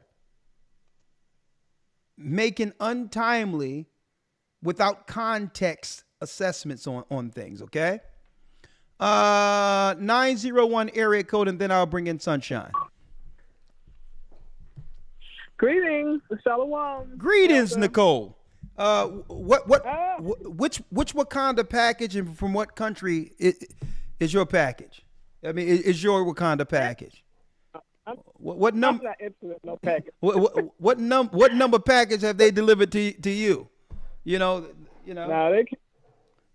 They can't sell this. They can't sell this Eskimo no igloo. I'm telling you. The Mustafa package. Which one is it? Talk to us. Well, listen. I'm joking. I do want to confirm though that this is the most compassionate broadcast that I've heard regarding this, because women have been. I mean, we have so much blame, but the compassion for us, the psychological, just understanding how we got here, realizing that, we were duped, and that's why you have a whole industry of the femininity coaches that are women teaching Black women how to become feminine again and agreeable, and all those things that we used to be 50 years ago. Excellent. It's just a whole different take, because you have women warring against women. You got women who are saying, well, you need to learn how to be feminine and be trained to be a wife again, because women are so masculine now. And then you have the women who don't really know how to conform to what we used to be, because we bought into the lie. But really, what I wanted to run past you this evening was I'm in Memphis, Tennessee, and during the Progressive Baptist Convention that took place, I guess about a month ago, last month, I think, there's a pastor named, well, I don't know if I should tell her name, but it's a pastor in our church. She's the first female pastor in Memphis, Tennessee. And she so-called made history by being, they allowed her to speak at the convention. This is the first time any female pastor has ever spoken at I guess it's a Progressive National Baptist Convention.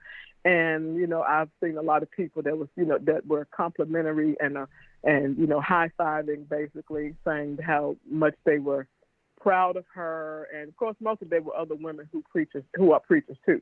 But I'm just telling you, it's just really this epidemic of women who are taking on lead. And even Kiki Wyatt, she's an R&B singer, but she says she's fixing open a church, and I don't know what she's thinking. She got like 11 kids or something now. Listen, I think I've seen a reality show that she's associated with, some of the hottest mess that have ever, some of the hottest mess one could imagine. And she's about to have a church now.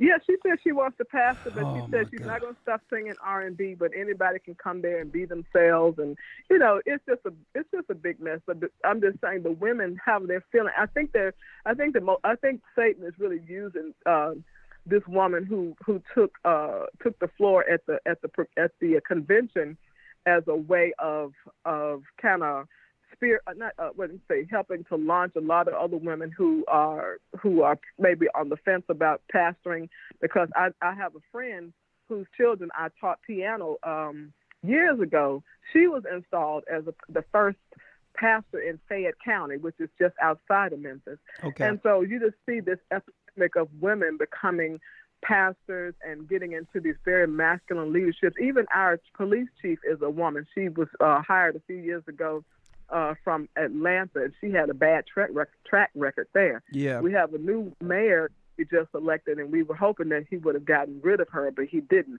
So we have this, we just have this situation of, it's like a point of no return. It's like women are just becoming more and more thrust into these very masculine positions, and you don't have any pushback. And the Baptist church used to be very conservative about women pastors or even women preachers. I mean, now they got women deacons, they got women preachers and evangelists, and now they have put, Gina Stewart, that's her name, Gina Stewart.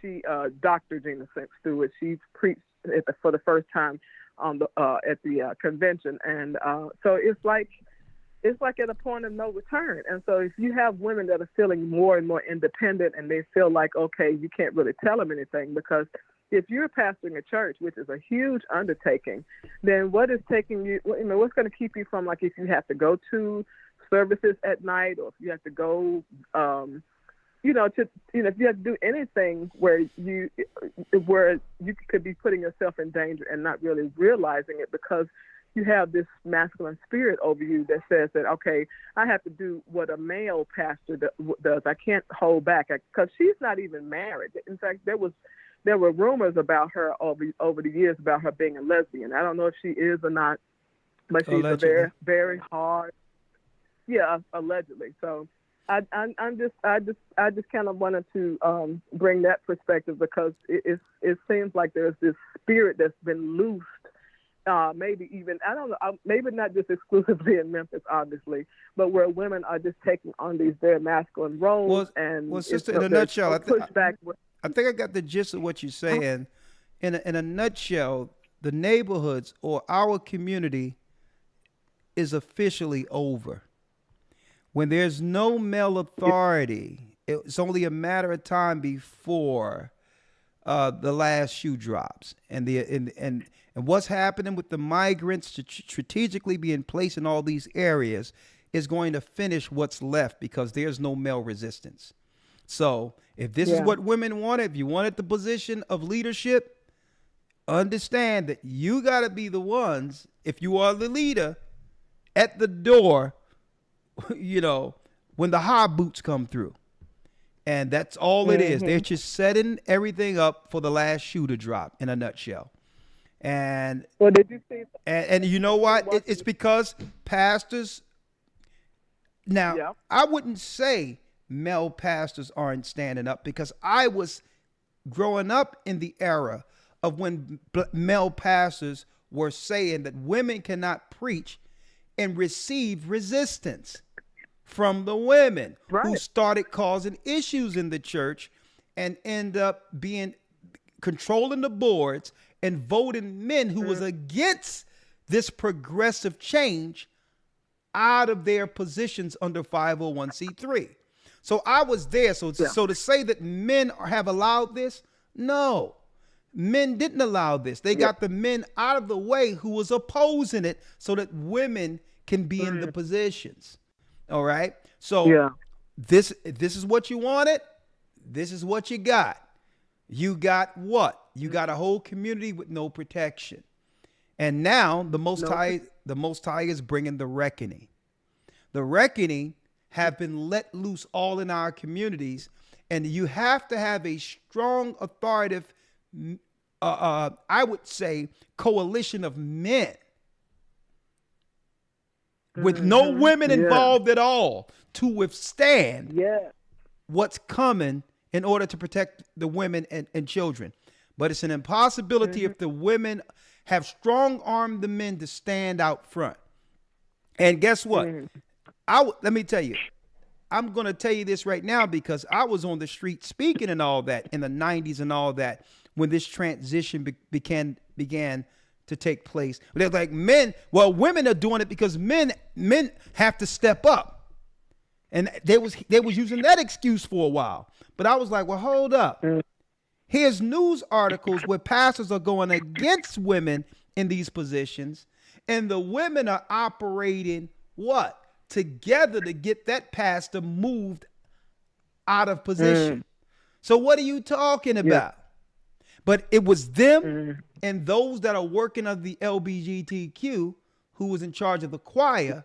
They were working in conjunction all together without men actually understanding the threat.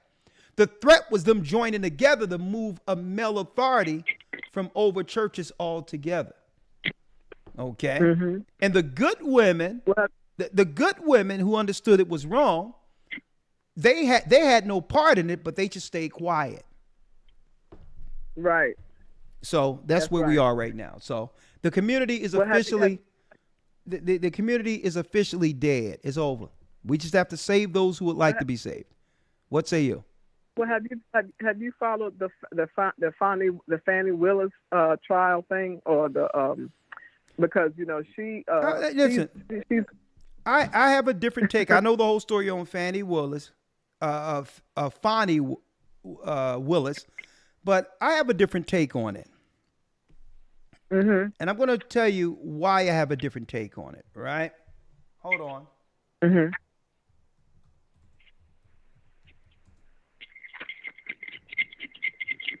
Let me show you.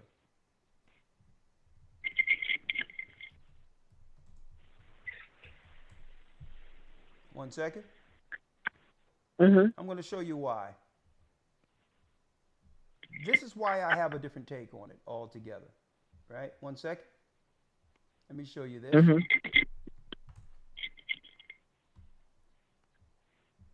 And I want you to look on your screen. I'm watching.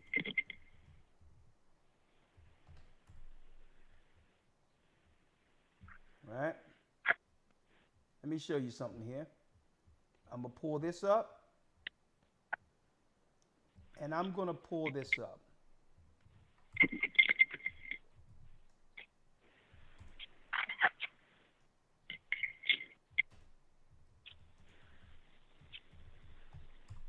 Now, I believe that all of these politicians are what they are. Okay, I'm gonna leave it there, right? Because we have to be respectful to, I would say, YouTube guidelines. But I'm gonna pull up I'm gonna pull up. Excuse me. You said Fannie, right? Uh-huh. And I'm going to show you why I have a different take on what's going on with Fannie, who has, conveniently been renamed Fannie. Mm-hmm. Okay, I'm going to show you why.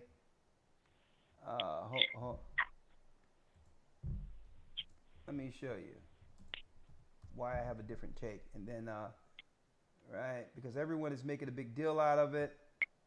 And I'm going to show you why I have a different take. I need you to look at your screen. Mm-hmm. Right? We see that they're making a big thing about this woman. Right?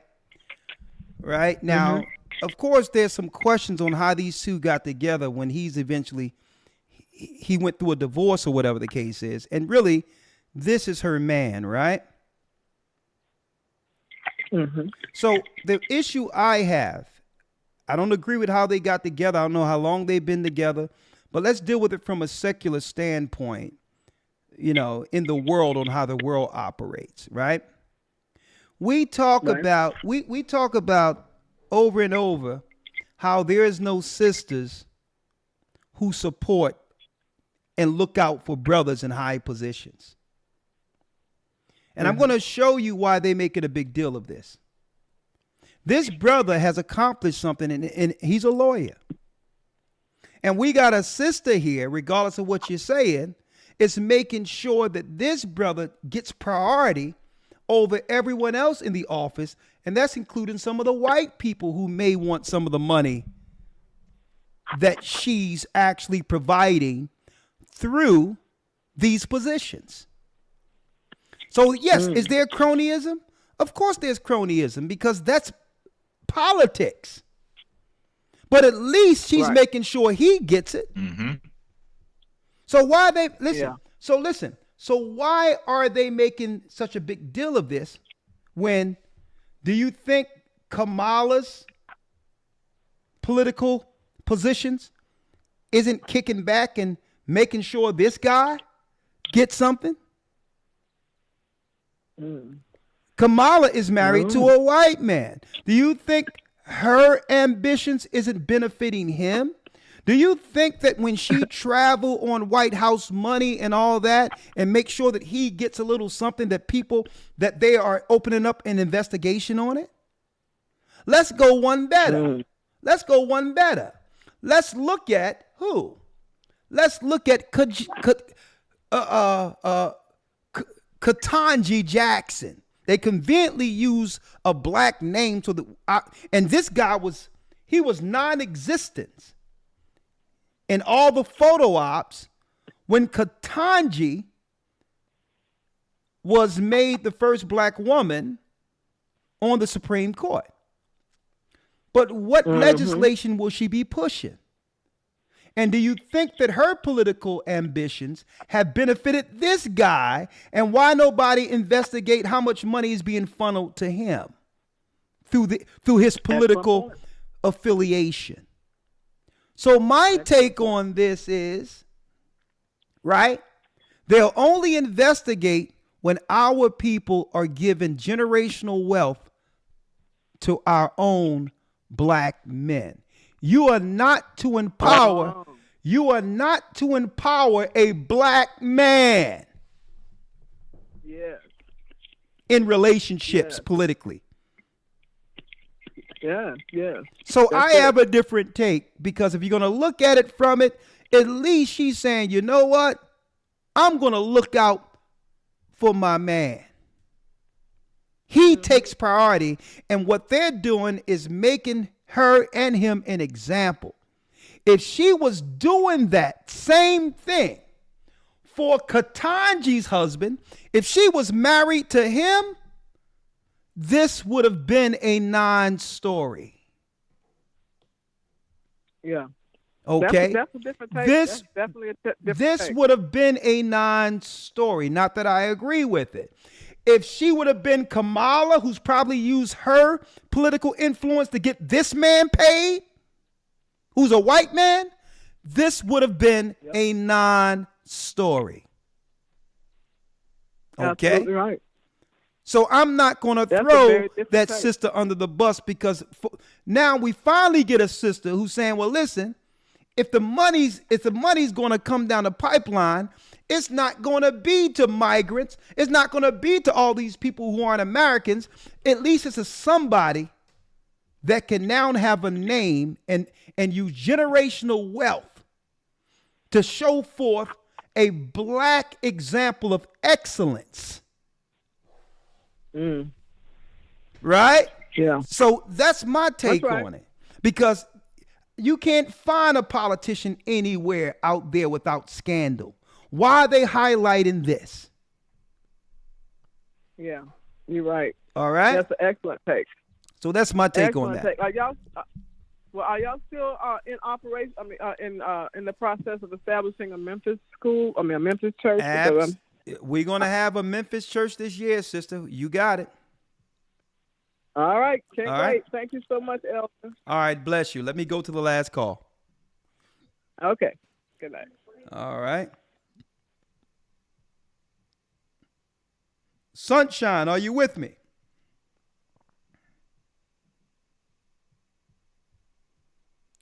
Where are you, Sunshine? Oh, I'm sorry, Sunshine. I'm sorry. Yes, it says right here that the episode have ended. I'm sorry, Sunshine. Call Friday. I'm bringing you in for real time. We're going to pick it up from where we left off, Sunshine. I totally apologize. I wanted to hear from you. One of our favorite people. But it says that the episode has ended, so I can't go any further without setting up a new stream. So I have to go about that this coming Friday. And I want to hear from you because I didn't know Sunshine has some serious singing skills, mind you. All right.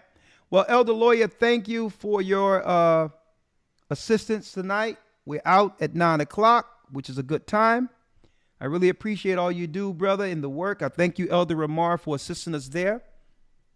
All right. With that, we're going to say, may the Most High be with you, sister. Stay protected. And please lean on men to guide you. Okay? We care for you. All right? Please don't go into these countries by yourself, not realizing the danger. They are unaliving our sisters all over the place, let alone. Thank you for using Blog Talk Radio. Goodbye. Let alone, brothers and sisters, if you were to end up in one of these foreign countries. All right? Make sure you get advice before making moves like this. And don't send these people in other countries a red cent without guidance. If you need to, link in with an elder or deacon. Let us know what's going on so that we can investigate what's happening there. So to help protect your finances for when you'll really need your finances, okay? Instead of investing in these unrealistic Wakanda packages. All right, thank you, Elder Lawyer. All right? Yes, sir. Shalom. Shalom and good night. All right. With that, that concludes our broadcast for today, sisters. 2 weeks in a row, we wanted to make sure that we stayed in the same lane of warning our sisters of the imminent danger against them, especially when they're trying to cut off everything, all the subsidies that they've been giving us through Section 8 and all these others. I'm going to tell you right now, our sisters are between the crosshairs. Okay? They're under attack. It's enough that you have to fend through this thing, right? In America. Please don't go out into these other countries and send these people your money in these other countries, all right? To only end up unalived like so many sisters who thought they were going into paradise. Okay? With that, may the Most High stay with you. Stay prayed up, sin not, and keep in mind that the Most High is calling back the children of Israel. That's right, brothers and sisters. We are the children of Israel who are in Christ, and we're back. Good evening.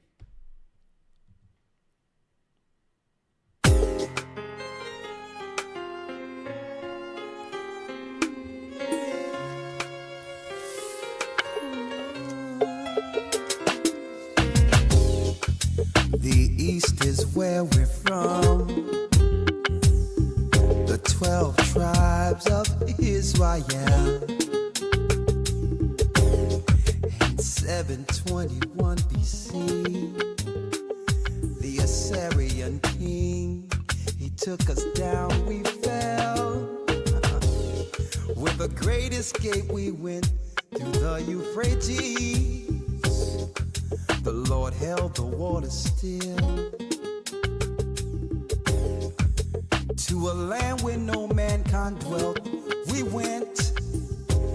The 12 tribes of Israel. See, we be Manasseh, the Cubans, Ephraim from Puerto Rico, Naphtali from the Isles of Hawaii.